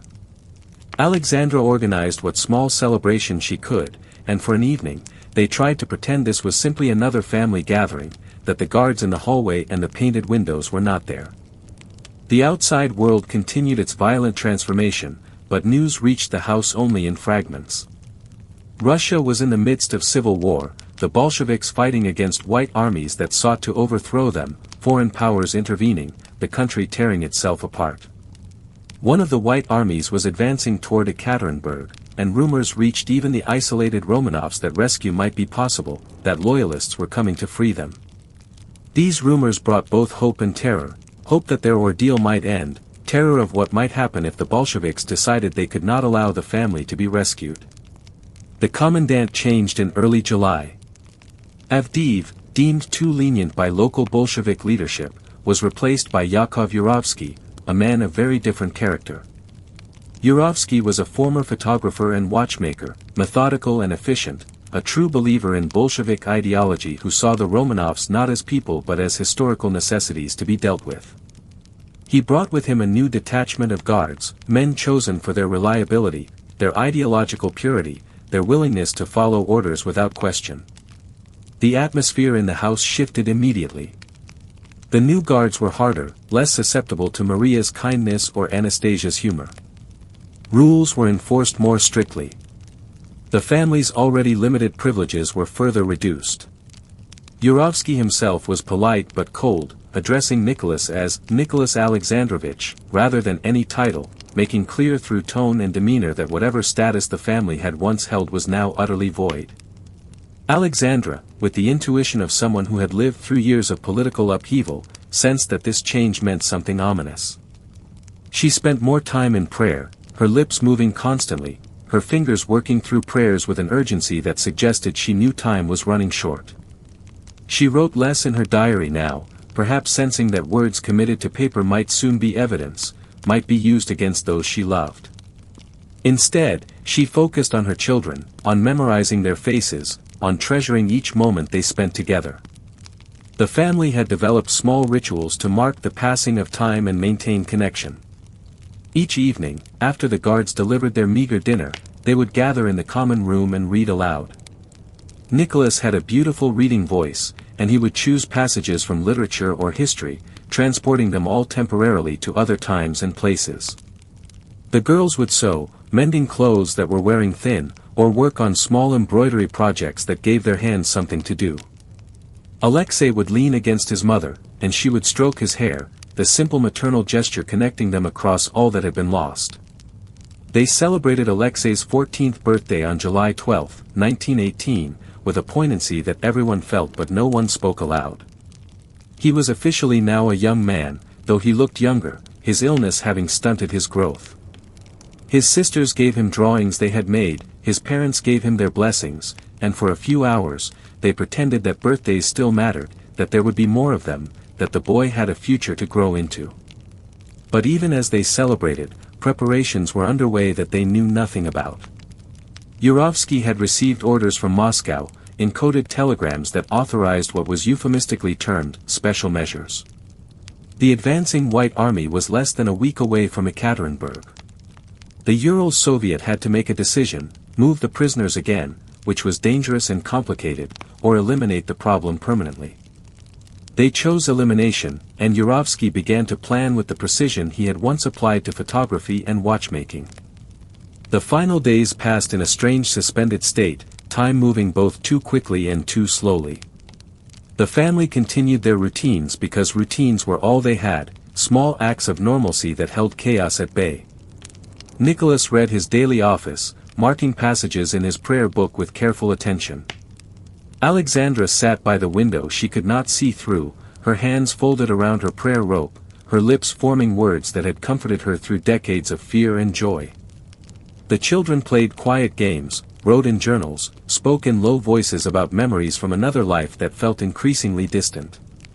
On July 14, Father Ivan Storazev, a local priest, was permitted to conduct a liturgy for the family. It would be the last religious service they attended, though none of them knew it at the time. They gathered in one of the rooms, the makeshift altar prepared with whatever icons and candles they possessed, and they sang the familiar hymns of the Orthodox faith. Nicholas and Alexandra's voices joined with their children's, the harmonies filling the small space with something that transcended their circumstances. The priest later recalled that they sang with unusual fervor, as if pouring all their remaining hope into those ancient melodies. During the service, Nicholas and his family dropped to their knees at a particular hymn, one traditionally sung at funerals, a prayer for the departed. At rest with the saints, they sang, their voices steady despite everything, and the priest felt a chill run through him, as if they somehow knew they were singing their own requiem. When the service concluded and the priest made his farewell, Alexandra held his hand for a long moment, her eyes searching his face as if trying to memorize it, as if knowing she would never see another priest again.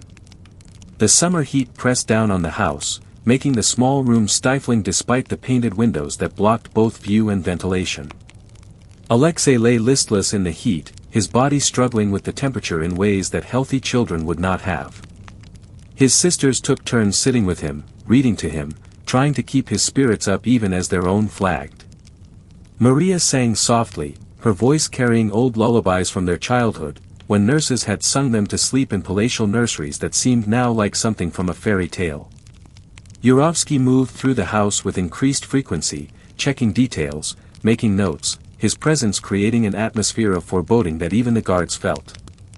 He was planning something, and everyone sensed it, though the family tried not to speculate aloud, tried not to give voice to fears that speaking might make real. Nicholas watched him with the careful attention of someone reading danger in small signs, the way Yurovsky measured doorways, how he counted heads, the questions he asked about who slept where. On the evening of July 16, the family followed their usual routine. They had dinner together, simple fare barely touched because the heat killed appetite. Afterward, they gathered for evening prayers, their voices rising and falling in familiar cadences. Nicholas read aloud from a book while the girls worked on needlework, their fingers moving mechanically through stitches they had made thousands of times before. Alexei sat propped on cushions, his face pale but his attention focused on his father's voice. Alexandra sat in her wheelchair, her expression distant, perhaps lost in prayer or perhaps simply lost. Around 10:30, they prepared for bed. The girls helped their mother into her nightgown and settled her into the wheelchair, as her legs could no longer support her even for the short distance to bed. They brushed their hair in front of a small mirror, taking turns, the simple intimacy of sisters preparing for sleep. Nicholas tucked Alexei into bed, sitting beside him for a few minutes, their conversation too quiet for anyone else to hear. Whatever passed between father and son in those moments remained private, a last exchange that belonged to them alone. The house settled into nighttime rhythms. Guards changed shifts. Sounds from the street outside grew quieter. Inside, the Romanovs drifted toward sleep in their separate rooms, together under one roof for what would be the last time, though they did not know it. They had survived so much together: revolution, abdication, imprisonment, separation, and reunion. They had maintained their dignity, their love for one another, their faith that somehow, somewhere, there was meaning in their suffering. They had been an empire, and they had been reduced to this, a family in 5 small rooms, with nothing left but each other and the prayers they whispered in darkness. Just after midnight, Yurovsky would wake them. He would tell them the White Army was approaching, that there was unrest in the town, that they needed to move to the basement for their safety. They would dress quickly, helping one another, Alexei too weak to walk so Nicholas would carry him. They would descend the stairs together, still a family, still united, moving toward a small room that waited for them in the cellar. They did not know that this was goodbye, that these were their final hours, that the world was about to lose them in a way that would echo across generations. But for now, on this last night, they simply slept. Nicholas in his narrow bed beside Alexandra, his hand perhaps reaching across the small space to hold hers. The girls in their shared room, breathing in the synchronized rhythm of sisters who had never spent a night apart. Alexei in his bed, his fragile body finally at rest after another day of pain managed and endured.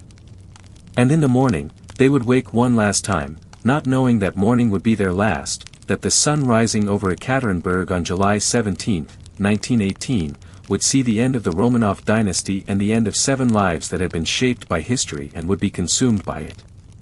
The house held them in its white-painted embrace, this house of special purpose, and outside the high wooden fence, the city slept, unaware that by dawn, everything would have changed.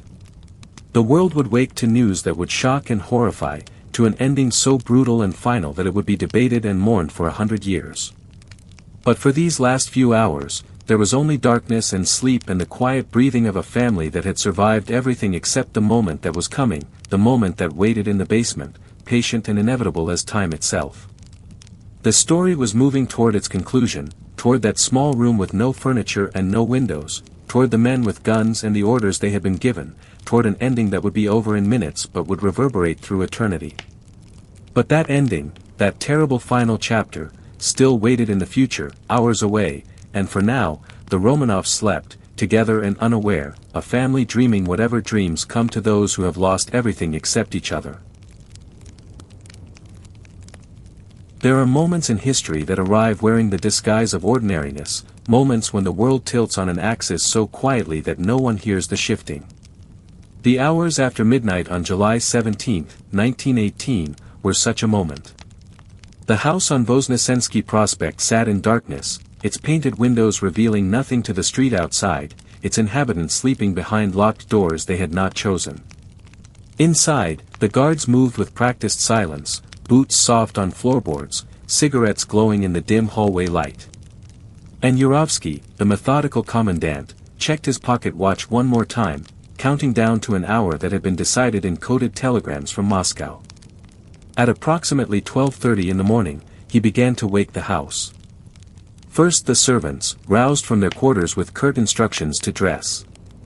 Dr. Botkin emerged confused, adjusting his spectacles, asking what was happening. "The White Army is close," Yurovsky explained, his voice calm and empty of emotion. "There is unrest in the town. For your safety, you must move to the lower floor." It was a lie delivered with the precision of truth, and Botkin, trusting because he had no other choice, nodded and began to prepare. Then Yurovsky climbed the stairs to the family's rooms. He knocked on Nicholas's door, and after a moment, the former Tsar appeared, his face creased from sleep, his uniform jacket pulled hastily over his nightshirt. "You must wake your family," Yurovsky said. Quickly and quietly. "You are to move downstairs. There is danger." Nicholas asked no questions, had learned during months of captivity that questions changed nothing. He simply nodded and turned to wake Alexandra, his hand gentle on her shoulder, his voice low as he explained what little he knew. The family rose in the darkness, moving through the rituals of dressing with the exhaustion of people who had been woken too many times, moved too many times, who had learned to pack their lives into moments and carry only what mattered. Alexandra struggled with her clothes, her fingers clumsy with pain and sleep, and her daughters helped her, buttoning what she could not reach, supporting her as she tried to stand. Olga and Tatiana moved with quiet efficiency, years of helping their mother having made their hands sure even in crisis. Maria and Anastasia dressed quickly, their youth giving them energy even at this impossible hour. Alexei could not dress himself, could barely wake. Nicholas carried his son to the small chair and dressed him carefully, speaking softly, reassuring him though he himself had no reassurance to give. The boy was heavy with sleep and illness, his body limp as his father worked the clothes onto him, buttoning the sailor jacket he loved, smoothing the collar with a tenderness that suggested Nicholas understood, on some level below consciousness, that these were the last times he would perform these simple acts of fatherhood. They gathered what they could in the confusion, cushions for Alexandra to sit on, pillows for Alexei's comfort, a few small bags with medicines and necessities. The daughters had sewn jewels into their clothing months earlier, diamonds and pearls hidden in the linings of corsets and hems of dresses, an insurance policy against uncertain futures. They wore these garments now, the hidden wealth making the fabric heavy, awkward, but no one commented on it.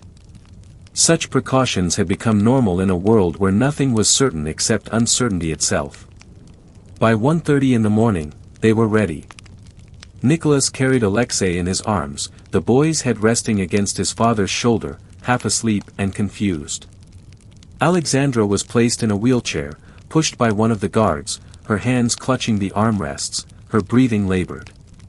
The four daughters walked together, keeping close, their hands occasionally reaching to touch one another, maintaining connection through physical contact. Behind them came the servants, Dr. Botkin with his medical bag, Trupp carrying small bags of belongings, Karatanov still wearing his cook's apron, Demidova clutching two cushions she insisted the Empress might need. They descended the stairs slowly, carefully, the procession moving through the sleeping house toward the ground floor. The guards watched them pass with expressions that ranged from blank indifference to something that might have been pity, though pity was dangerous to feel and dangerous to show. At the bottom of the stairs, Yurovsky waited, gesturing them toward a door that led to the basement. "This way," he said, his voice still carrying that terrible calm, that absence of feeling that was more frightening than anger would have been. The basement stairs were narrow and steep, and Alexandra could not manage them in the wheelchair. Nicholas set Alexei down gently and returned to help his wife, supporting her weight as she descended step by careful step, her breathing harsh in the confined space. The daughters followed, holding the handrail, their expensive shoes clicking on stone steps. The servants came last, Dr. Botkin's footsteps slow and heavy, as if each step required more effort than the last. The room they entered was small, perhaps 16 feet by 13, with a single window high on the wall, covered with metal grating. The walls were bare, the floor stone, the ceiling low. There was no furniture, nothing but empty space and walls that seemed to absorb sound. Yurovsky gestured vaguely. "Wait here. A vehicle will come to move you to a safer location. It should not be long." Alexandra, exhausted from the stairs and the late hour, asked for chairs. Yurovsky paused, then nodded, and two chairs were brought, one for Alexandra, one for Alexei, who could not stand for long periods. Nicholas helped his wife into the chair, then placed his son in the other, arranging cushions to ease the boy's pain. The rest of them stood, Nicholas, his four daughters, the four servants, waiting in that small room because waiting was all they could do. The minutes stretched in that basement room, elastic and strange, each second seeming to last an hour while hours collapsed into seconds. The family stood close together, their proximity both comfort and necessity in the cramped space. Nicholas positioned himself near Alexandra and Alexei, his hand resting on his wife's shoulder, his eyes checking on his son's face for signs of pain. The daughters clustered together, Olga and Tatiana slightly in front of their younger sisters, a configuration they had maintained throughout their lives, the older protecting the younger through simple physical presence. Dr. Botkin stood to one side, his medical bag at his feet, his hands clasped behind his back in a posture of patient waiting. Trupp and Karatanov positioned themselves near the doorway, as if by remaining close to the exit they might somehow protect their charges. Demidova, Alexandra's devoted maid, stood clutching her 2 cushions to her chest, and hidden within those cushions were more jewels, sewn into the fabric, a secret wealth that made them heavy as stones. No one spoke much. There seemed nothing left to say, or perhaps the lateness of the hour and the strangeness of the situation had exhausted language. Occasionally, Alexei would shift in his chair, seeking a position that did not hurt, and Nicholas would lean down to adjust the pillows, his movements gentle and practiced. Alexandra's eyes were closed, her lips moving in silent prayer, the prayer rope threaded through her fingers. The daughters stood with the particular stillness of young women who had learned to wait, who had spent years waiting, for news, for change, for permission, for an ending that kept postponing itself. Upstairs, Yurovsky was gathering his men, 12 of them, chosen for their reliability and their willingness to follow orders without question. Some were local Bolsheviks, factory workers turned revolutionaries. Others were foreign, Latvians and Hungarians who had been prisoners of war and had joined the Bolshevik cause. They stood in the hallway outside the basement, checking weapons, 11 revolvers and 1 rifle, and Yurovsky gave them their instructions in a voice so low it barely carried beyond the circle of men. Each guard was assigned a specific target. Yurovsky himself would shoot Nicholas. The others were divided among the remaining family members and servants. Aim for the heart, he instructed. Quick and clean. No one suffers. Whether he believed this, whether he thought death could be clean and suffering could be avoided, history does not record. But he spoke the words, and the men nodded, and they checked their weapons one last time, the metallic clicks of revolvers being loaded the only sound in the quiet house. In the basement, time continued its strange behavior. The family had been waiting perhaps 20 minutes, though it felt longer, and a restlessness was beginning to stir. Nicholas glanced at the doorway, perhaps wondering when this vehicle would arrive, when they would be moved to wherever they were going. Anastasia leaned against Maria, her head on her sister's shoulder, exhaustion overcoming the adrenaline that had sustained her during the waking and dressing. Tatiana stood straight-backed, her hand finding Olga's, their fingers intertwining in a grip that spoke of both support and need. Then they heard footsteps on the stairs, multiple sets, heavy and deliberate. The door opened, and Yurovsky entered, followed by the 11 other men, who spread out along the wall facing the family. The room suddenly felt impossibly crowded, the air thick with too many bodies, too many intentions. Nicholas straightened, his expression questioning, and Yurovsky reached into his jacket pocket and withdrew a piece of paper. Nikolai Alexandrovich, Yurovsky said, using the familiar form of address that stripped away any title, any imperial dignity, reducing the former Tsar to simply a name. In view of the fact that your relatives continue their offensive against Soviet Russia, the Presidium of the Ural Regional Soviet has decided to sentence you to death. The words hung in the air, their meaning so enormous that for a moment, comprehension seemed to fail. Nicholas turned toward his family, his mouth opening as if to speak, to protest, to shield them somehow with words since he had no other weapons. What? He managed, the single syllable carrying confusion and disbelief. What? And before any answer could come, before any final words could be spoken, Yurovsky raised his revolver and fired directly into Nicholas's chest. The sound was massive in that small enclosed space, deafening, and Nicholas staggered backward, his hand reaching toward his family, his body turning as if to protect them even as he fell. The other men opened fire immediately, a cacophony of gunshots that obliterated thought, that reduced the world to noise and smoke and the smell of gunpowder. Alexandra barely had time to make the sign of the cross before bullets found her. Olga fell almost instantly, her body crumpling. The room filled with screaming, with smoke, with chaos that erased everything except the terrible present moment.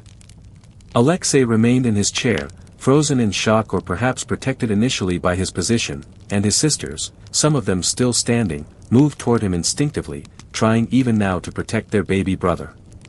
But the bullets continued, 11 guns firing into a room of 11 people, and there was nowhere to go, no corner that offered safety, no wall that provided shelter. The jewels sewn into the daughter's clothing deflected some bullets, creating ricochets that made the guards fire more rounds, convinced their targets were not falling as they should. The room became a nightmare of sound and confusion, bullets embedding in walls when they missed bodies, spent casings littering the floor, smoke so thick it became difficult to see. The execution that was supposed to be quick and clean descended into prolonged horror, minutes stretching as guards reloaded and fired again, as those still living tried to shield themselves or crawled toward corners, as the methodical plan dissolved into butchery. When the shooting finally stopped, when the last echo faded and the smoke began to clear, the silence that followed was more terrible than the noise had been. Bodies lay where they had fallen, some still, others stirring slightly, wounded but not yet dead. Yurovsky and his men approached with bayonets to finish what bullets had begun, and in that small room with its stone floor now slick with blood, the Romanov dynasty came to its final, brutal end. 300 years of history ended in approximately 20 minutes of violence so complete that it sought to erase not just lives but lineage, not just people but possibility. The family that had ruled an empire, that had loved one another through revolution and imprisonment, that had maintained dignity in circumstances designed to strip it away, they were gone. The father who had chopped wood and read aloud.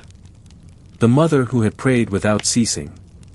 The daughters who had nursed soldiers and sewn jewels into clothing and maintained hope when hope seemed absurd. The son who had endured pain with grace and had never asked why his body betrayed him. All of them, gone. The silence in the basement room was broken only by the ringing in ears deafened by gunfire and the heavy breathing of men who had just committed an act that would haunt history. Yurovsky surveyed the scene with the methodical attention he brought to all tasks, checking each body, ensuring what he had been ordered to do was complete. The air was thick with smoke and the acrid smell of gunpowder, and beneath it, the copper scent of blood spreading across stone floors that had never been meant to witness such things. The bodies were searched quickly, the guards pulling at clothing, discovering the jewels sewn into corsets and hems, the small fortune the family had carried against their skin. These treasures, meant to provide security in an uncertain future, had become a final cruel irony. The gemstones had deflected bullets, prolonging suffering, turning what should have been instantaneous death into something drawn out and terrible. The guards pried the jewels free, their fingers clumsy with adrenaline and greed, pocketing what they could before Yurovsky ordered them to stop, to focus on the task of disposal.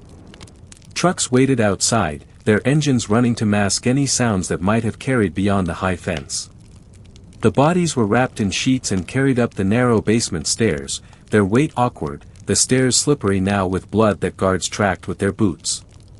One by one, they were loaded into trucks, this family that had once traveled in golden carriages, that had been bowed to by thousands, that had embodied the idea of imperial grandeur. Now they were cargo to be disposed of, evidence to be hidden, a problem that needed to be erased. The trucks drove through Ekaterinburg's empty streets, past the sleeping city, toward the forest that lay beyond the town's edge. Yurovsky and his men had scouted a location days earlier, an abandoned mine shaft in an area called Four Brothers, named for 4 pine trees that stood like sentinels over the clearing. It was remote, accessible only by rough roads, a place where secrets could be buried and might stay buried. They arrived as dawn was beginning to lighten the eastern sky, the forest still dark beneath its canopy of trees. But the disposal proved more complicated than planned. The mine shaft was not deep enough, the ground was difficult to dig, and the men, exhausted from the night's work and perhaps disturbed by what they had done, worked slowly and inefficiently. They tried to burn some of the bodies, but wood was scarce and flesh resistant to flame. They used acid to disfigure faces, attempting to make identification impossible should the bodies ever be discovered. They broke bones with rifle butts to make the bodies fit into smaller spaces, a desecration that continued even after death. For 2 days, Yurovsky and his men worked at this grim task, burying and reburying, moving bodies from one location to another as they worried about discovery. Finally, they settled on a location along a road, where they buried the bodies in a shallow grave and drove trucks over it to disguise any disturbance. 7 members of the Romanov family and 4 loyal servants were consigned to unmarked earth, their final resting place known only to their killers, who swore an oath of secrecy and dispersed into a Russia that was still tearing itself apart. In Ekaterinburg, the house was cleaned with brutal efficiency. Blood was scrubbed from basement floors, bullet holes in walls were noted and would later be filled. The family's few remaining possessions were catalogued and confiscated: books, photographs, clothing, the small artifacts of lives interrupted. The house would stand for decades, eventually becoming a museum, then being demolished in 1977 by Soviet authorities who feared it would become a pilgrimage site. But even its destruction could not erase what had happened within its walls, could not undo the violence that had unfolded in that small basement room. The official announcement came days later, carefully crafted to reveal some truth while hiding the full horror. Nicholas Romanov has been executed, the statement declared. His family has been moved to a place of safety. It was a lie, of course, one of many lies that would surround the Romanovs' fate for decades. Rumors proliferated, that some had survived, that Anastasia had escaped, that bodies had been seen, that the whole family lived in secret somewhere beyond Russia's borders.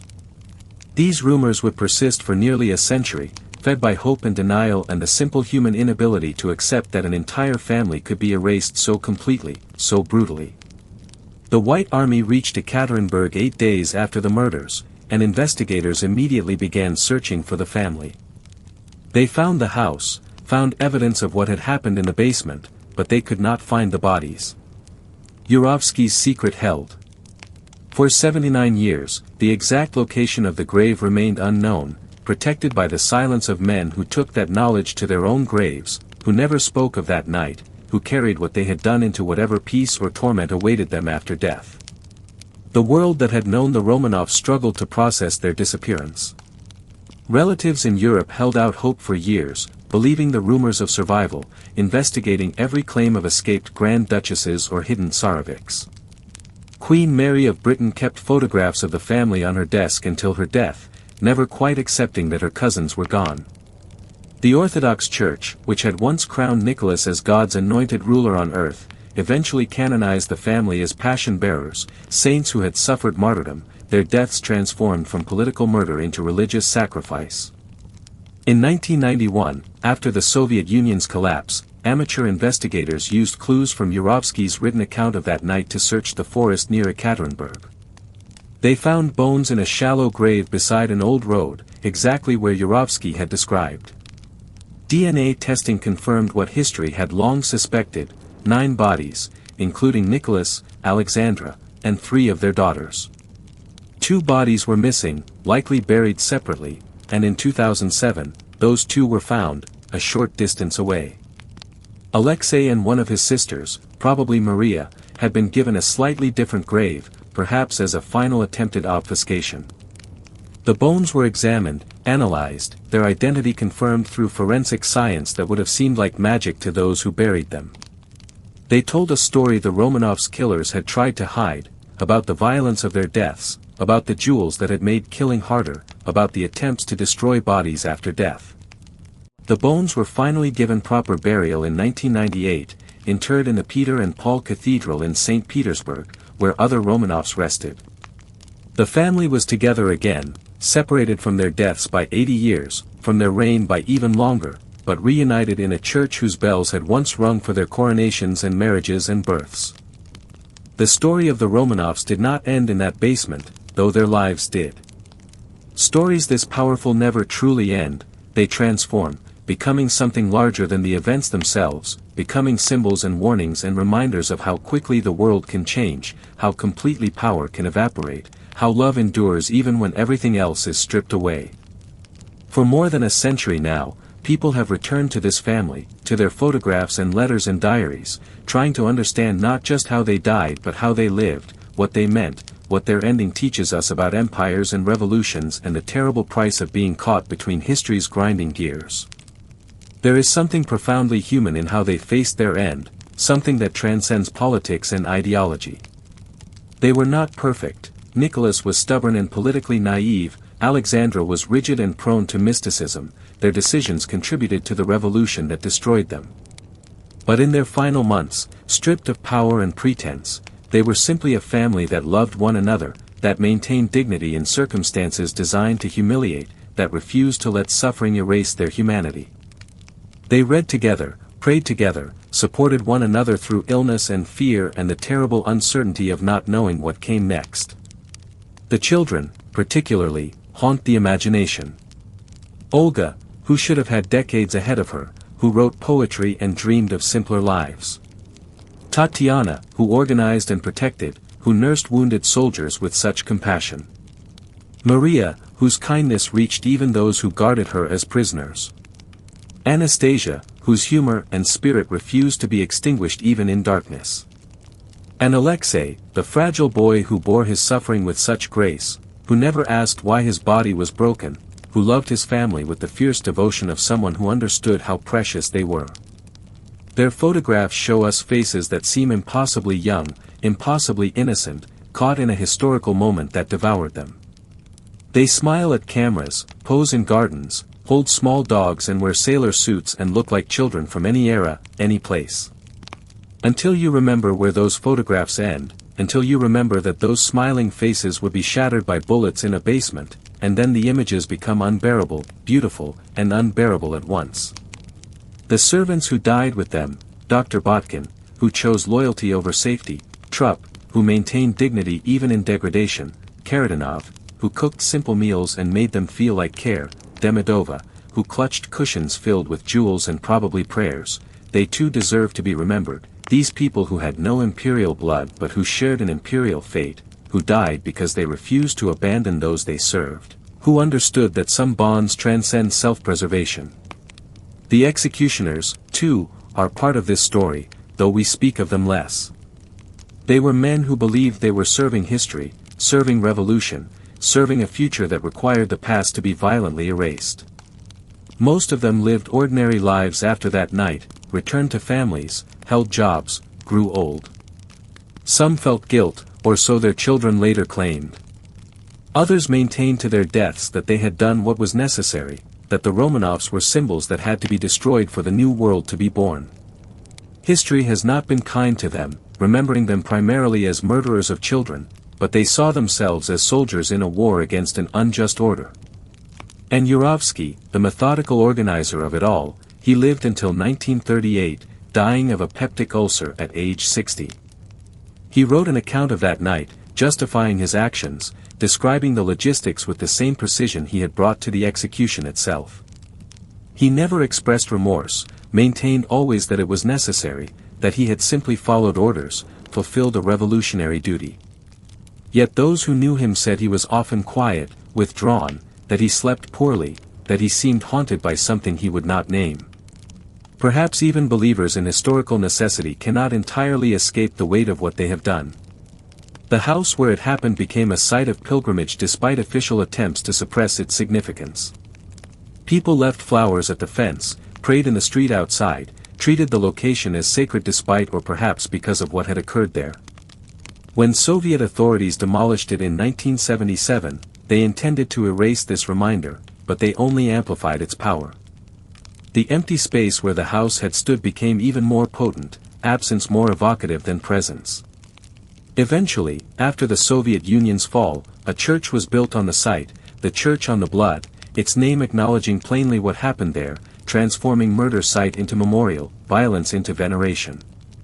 The Romanovs were canonized by the Russian Orthodox Church in 2000, not as martyrs, they did not die for their faith specifically, but as passion-bearers, saints who faced suffering and death with Christian forbearance, who forgave their murderers, who maintained faith in circumstances that might have destroyed it. The canonization was controversial, opposed by those who remembered Nicholas's political failures, who argued that bad governance should not be redeemed by tragic death. But for many believers, the family's end transformed them, purified them of earthly failures, left only their humanity and their faith and their love for one another. What remains now, more than a century later, is memory shaped by distance and desire.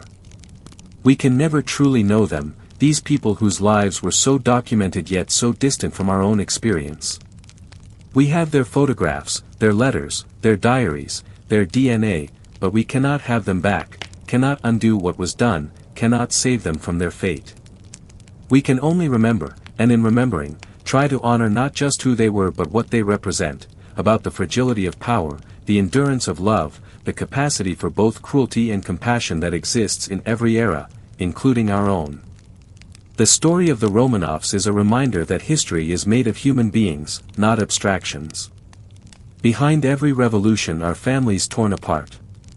Behind every empire's fall are children who never chose their circumstances. Behind every great historical moment are individual people, frightened, brave, flawed, noble, struggling to make sense of forces larger than themselves, trying to protect what they love, failing often, succeeding sometimes, always mortal, always vulnerable, always human. And so the story ends where it began, in silence. In a basement that no longer exists, in a house that was demolished, in a city in the Urals where life continues, where people live and work and love and suffer, where history happened but is now past.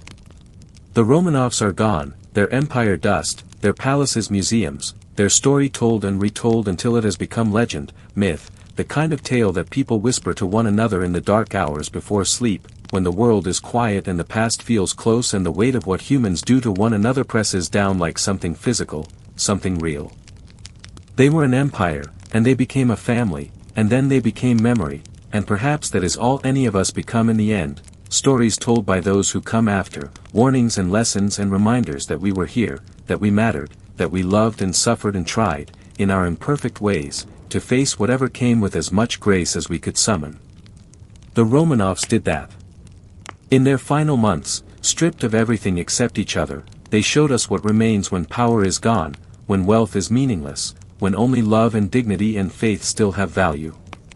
And on quiet nights, when the world grows still and you close your eyes and drift toward sleep, you might spare a thought for them, for Nicholas, who chopped wood and read aloud, for Alexandra, who prayed without ceasing, for Olga, Tatiana, Maria, and Anastasia, who held each other through everything, for Alexei, who was so brave despite such suffering.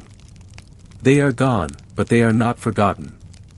They are past, but they are somehow still present, still teaching us, still reminding us that we are all, in the end, simply human, simply mortal, simply trying to love each other through darkness toward whatever light awaits.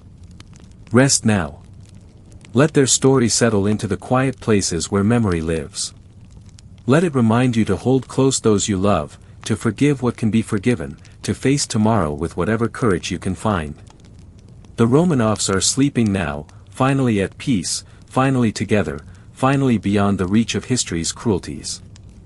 And you can sleep too, carrying their story into dreams, into the soft darkness where all stories eventually rest, where endings become beginnings, where even tragedy can transform into something that helps us understand what it means to be alive, to love, to endure.